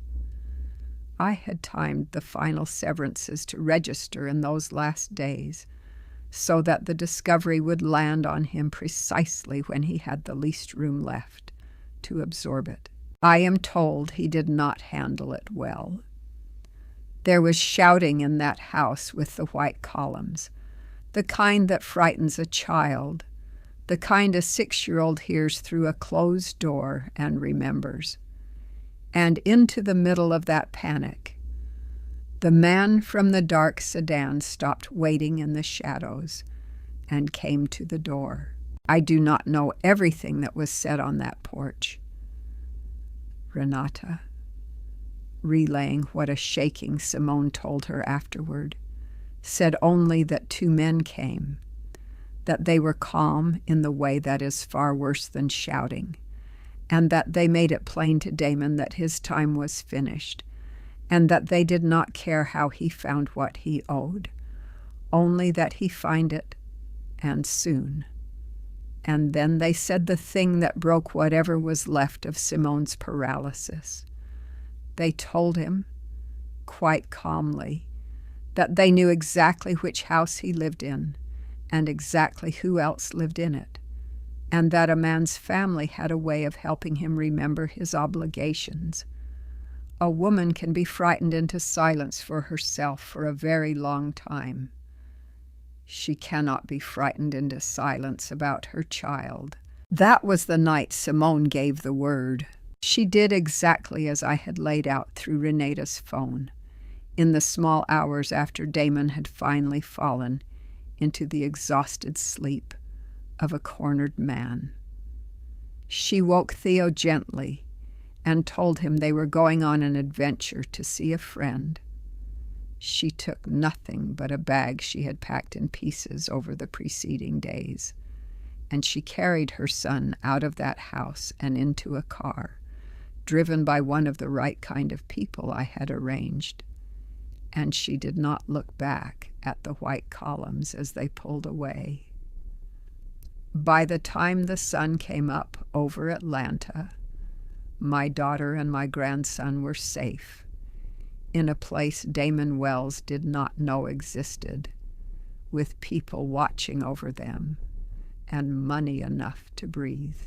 And Damon, waking to a silent house, found himself with nothing left to trade, no wife to control, no child to dangle, no old woman's fortune to raid, only 2 patient men who wanted what he could not pay, and a deadline that had already passed. The cage he had spent years building for everyone around him had quietly closed at last, on him alone. I knew none of it yet. I was on my terrace above the Mediterranean, watching a different sun rise over a different water, when my phone lit up on the table beside my coffee. I looked at the screen. It was a text, and it was from Damon, the first words that desperate man had sent me directly in all these weeks, now that every other door had shut. I did not open it right away. I simply looked at his name sitting there, and I felt the old stillness settle over me, the one from the negotiating rooms, the one that arrives the moment you realize the other side has finally run out of moves. Then I picked up the phone, and I opened what he had written, and I understood that the time had come, at last, for me to say my piece. I read what Damon had written, sitting there in the gold morning light with the Mediterranean burning blue below me. It was long. They are always long, the messages of desperate men, because desperation does not know how to be brief. He began with warmth, the old reflex, calling me Mom, telling me he hoped I was enjoying my trip, that he had been thinking of me. Then, by degrees, the warmth curdled into the thing underneath it. He told me there had been a misunderstanding, that things had gotten out of hand, that Simone had done something rash and disappeared with Theo, and he was worried sick. He told me he needed help, just for a short while, that there were people he owed who were not patient men, and that surely, whatever had passed between us, I would not want to see harm come to him, the father of my grandson. And then, at the very bottom, having tried warmth and confusion and pity, and found no answer in the silence of the screen, he reached for the only tool he had left. He told me that he still knew things, that he held cards about Simone, about the boy, that I would not want made public, that it would be a great shame if certain truths came out, and that all of it could stay buried, comfortably, if I would simply wire what he needed by the end of the week. He was threatening me, from the wreckage of everything, with 2 men at his door and his wife and child gone, and his own family not yet aware of what he was. Damon Wells was sitting in that house, trying to extort the woman whose money he had failed to steal. He still believed, even now, that I was a frightened old account he could open with the right combination of charm and menace. I have closed deals that made grown men sweat through their shirts.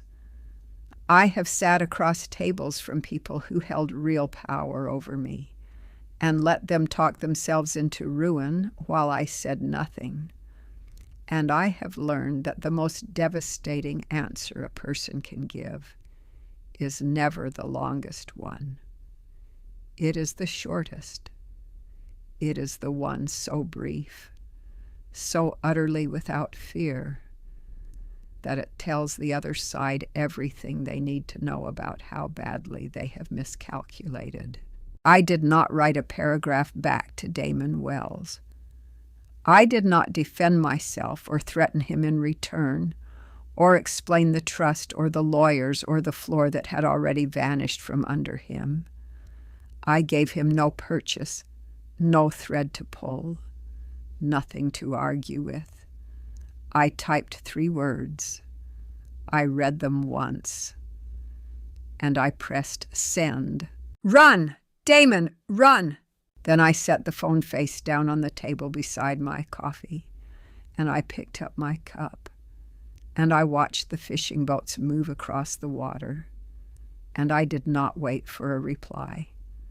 There was nothing he could say.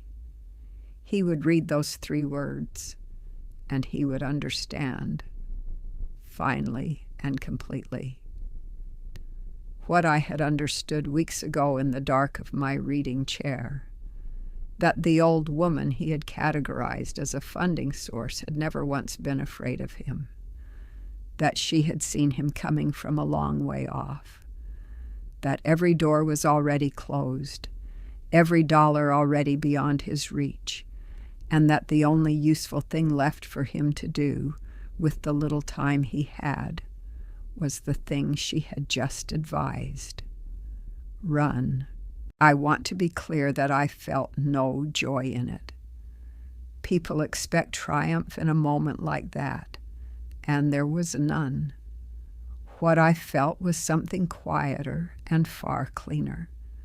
The particular stillness that comes when a long and ugly negotiation finally reaches the only terms it could ever have reached. I had not raised my voice. I had not begged. I had simply, at last, declined to be afraid. And 3 words, sent from a terrace an ocean away, had done what weeks of his scheming could not. They had ended it. It was only after I set the phone down that I let myself feel the other thing, the thing that had nothing to do with Damon at all. Because earlier that same morning, before his message arrived, another one had come, and that one I had read 4 times, and that one had broken something open in my chest that I had been holding shut by force for weeks. It had come from Simone's own number, the real one, the first in many weeks, and it had said only, "We're safe. Mama, we're safe." The plural of it. My daughter and my grandson both, beyond his reach. And that last word, Mama, the word she had used when she was small and frightened and certain I could fix whatever needed fixing, the word that means I am yours, and I always was. I had wept at that one. Not the tears I cried alone in the dark with the timer running, the tears of grief for a daughter I believed I had lost. These were the tears that come when a thing you had buried turns out to be alive after all. My daughter had not betrayed me. She had been drowning, and she had held on long enough to take the hand I reached across an ocean to offer her. I had typed back, "I never stopped being your mother, not for 1 second. We will fix the rest together." And I had watched the small word delivered appear, and felt the distance between Atlanta and Amalfi shrink to nothing. So when I sent those 3 cold words to Damon a few hours later, I did so from a place of perfect peace. The boy was safe. My daughter was safe. The man who had threatened them both was, at last, the only one left in any danger. I thought the hardest part was behind me. And then my phone rang. Not a text this time. A call. The name on the screen was one I had only ever associated with stiff, polite holiday gatherings. It was Bernadette Wells, Damon's mother. Bernadette Wells did not waste time on pleasantries, and I respected her for it. She apologized for calling, said she had kept my number since the engagement dinner, and then she went still, the way a person does at the edge of a question they are afraid to ask. And then she asked it. She asked whether everything was all right between me and Simone, and whether I had been told a version of recent events that I might want to correct. Her voice was warm and measured, and underneath both of those things I could hear something straining hard to hold its shape. The sound of a mother who has begun to suspect that the man she raised is not the man she believed. I told her the truth, not with heat. in order. The investment document with the word confirmed, written in blue ink, the debts, the private money, and the man in the dark sedan, the threat made over Theo, and Simone's silence, which I now understood, had been the silence of a prisoner, not a partner. When I reached the part about how he had controlled my daughter, Bernadette made a small broken sound, and then she told me the thing she had called to confess. She had overheard her son, months before, speaking about a secret he held over his wife, something about the boy, about Theo, that he kept ready to use whenever Simone showed signs of pulling away. I want to tell you what I decided in that moment, because it matters more than the secret itself. Bernadette did not know its full shape, and frankly, neither did I, and I made a choice right there that I have never once regretted. Whatever the truth was about how Theo came into this world, I did not care to learn it, and I would not let it change a single thing. That boy was my grandson.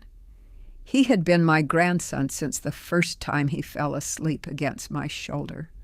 No piece of paper, no blood test, no secret a desperate man kept in his pocket like a knife could ever make him 1 inch less mine. Damon had thought that secret was leverage. I decided, 4,000 miles away, that it was nothing at all. You cannot blackmail a woman with the truth she has already chosen to make irrelevant.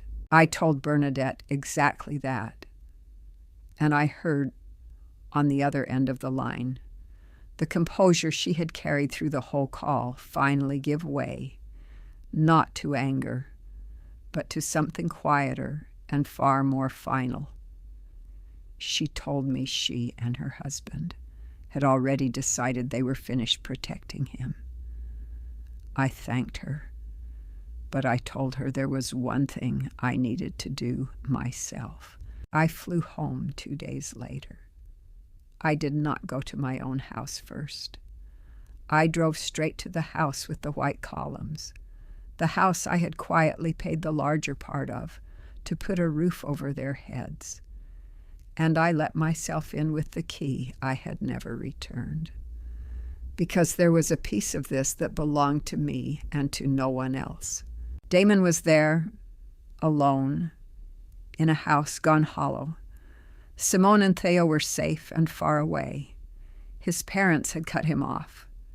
The 2 patient men had stopped being patient, and he had, in the end, taken my advice. He was packing. There were bags by the door and the particular wreckage around him of a man preparing to disappear before the people he owed decided to collect in their own fashion. He turned when he heard me, and for the first time since I had known him, the warm and easy mask was simply gone. There was nothing behind it but fear. I did not shout. I have never needed to. I told him to sit down, and something in my voice made him sit. And then I said my piece, the one I had crossed an ocean to deliver in person. I told him I had known what he was from the night he first sat at my table, that the stillness he had mistaken for an old woman's pliability had been the stillness of someone reading him, cover to cover. I told him every dollar he had ever reached for had been moved beyond his grasp 18 months before he made his play. I told him that Simone and Theo were somewhere he would never find them, with people who would never let him near, and that the divorce papers Valerie had drawn would reach him wherever he ran. And then I told him the last thing, the only mercy I had left for him, which was not mercy for his sake, but for the sake of the family he had nearly destroyed. I told him that the men he owed were still owed, that I had not paid them and never would, and that if he had any sense remaining, he would be gone before sundown and would never, as long as he lived, contact my daughter or my grandson again. Because the next person to come looking for him would not be an old woman with a key, he opened his mouth, the charm rising one last time, out of pure reflex. I held up one hand, and it died in his throat. Then I turned, and I walked out of that house under the white columns, the way I had walked out of it once before, without hurrying, without looking back. And I left Damon Wells sitting alone in the ruin he had built, with nothing left to trade and nowhere left to hide. I never saw him again. I am told he left the state that same night. What became of him after that, whether the men he feared ever found him, I do not know, and I have made my peace with not knowing. Some debts you do not have to collect yourself. The world has a way of settling them. I drove to my own quiet house and set my suitcase down in the hall and stood for a moment in the stillness of a life that was entirely mine. I made tea, and I was standing at my kitchen counter, watching the late afternoon light come gold through the window, when I heard a car turn into my driveway. I knew the sound of that engine. I had known it for years. I set down my cup, and I went to open the door for my daughter. She was standing on my porch in clothes that looked slept in. No makeup. Her hair pulled back the quick way and not the careful way, and Theo was beside her clutching his rabbit. For a moment, my daughter looked like the girl in the yellow dress who once held up a sash for me to tie. She opened her mouth to speak, and nothing came out. So I stepped back, and I held the door open, and I let them both come in. We sat at my kitchen table, the boy asleep against his mother's side within minutes, and I set tea in front of Simone and let her find her words. She told me everything, the leash he had kept her on, the years of being made smaller, cut off from her friends, taught not to trust her own sense of what was wrong, until she no longer believed she had anyone left to run to. And when she finished, she said the thing I had crossed an ocean to make true. She said, "I should have come to you sooner, Mama. I just didn't think you'd still be there." I took her hand. I told her that what Damon had done was his to answer for, and none of it was her fault. But I had made hard, irreversible choices in those weeks, and we could not return to the way things were, because the way things were had not been healthy for either of us.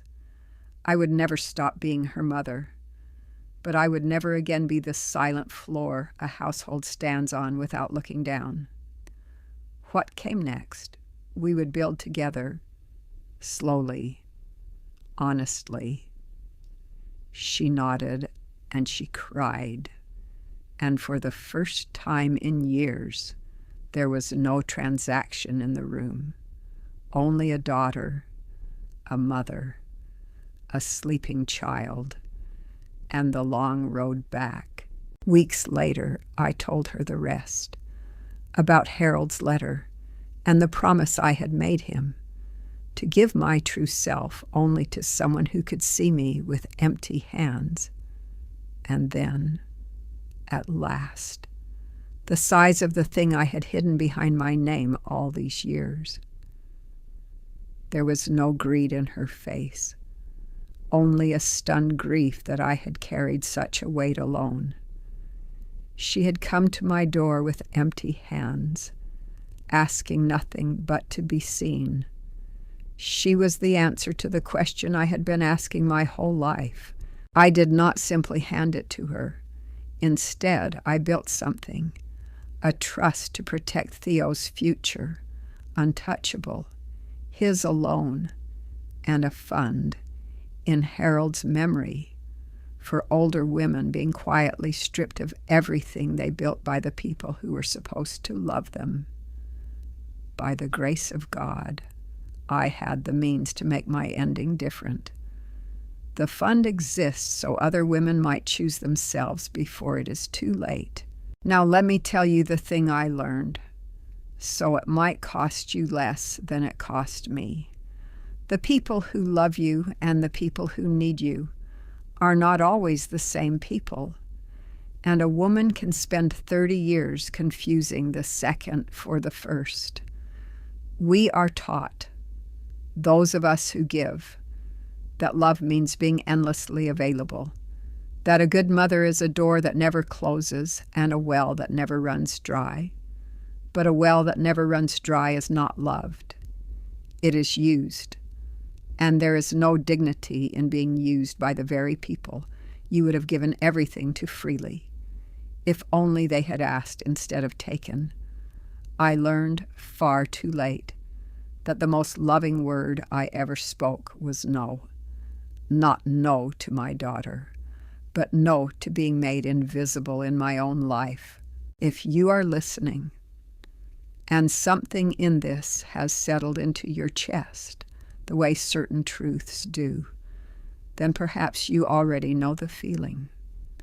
Perhaps there is a table in your own life where you have been quietly turned from a person into a resource.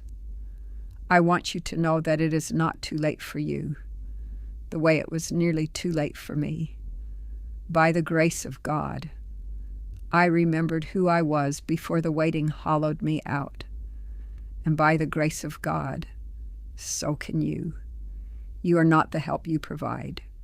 You are not the money or the endless, uncomplaining yes. You are a whole person, worthy of being seen with empty hands. Do not let anyone, not even your own blood, teach you to forget it. I am sitting at my kitchen table as I tell you the last of this. The same chair, the same coffee, the same gold morning light through the window. Theo is at the public school down the road now, thriving, and I pay for nothing there because I have learned the difference between providing for a child and being loved by one. Simone calls most mornings, sometimes about nothing at all, the weather, the tomatoes in my garden, and those are the calls I treasure most, because there is no invoice attached to them. My grandson asked me that first night home why I was smiling. I told him I had finally understood something. For most of my life, I believed I was waiting to be chosen, to be seen, to be loved for the woman and not the well. But I was never waiting to be chosen. I had already chosen myself, a long time ago. The first time I sat still in a room full of men who underestimated me and refused to disappear, I had simply forgotten. And before it was too late, I remembered. I sent a desperate man 3 words once from a terrace above the sea, and they ended everything he had built. But the 3 words that truly saved me were the ones I finally said to myself. I am still here. If this story reached your heart, stay with me a moment. Tell me in the comments where you are listening from and whether you have ever sat at a table like mine. And if you believe it is never too late to choose yourself, follow along so you do not miss the next story. Thank you for sitting with an old woman tonight. it means more than you know.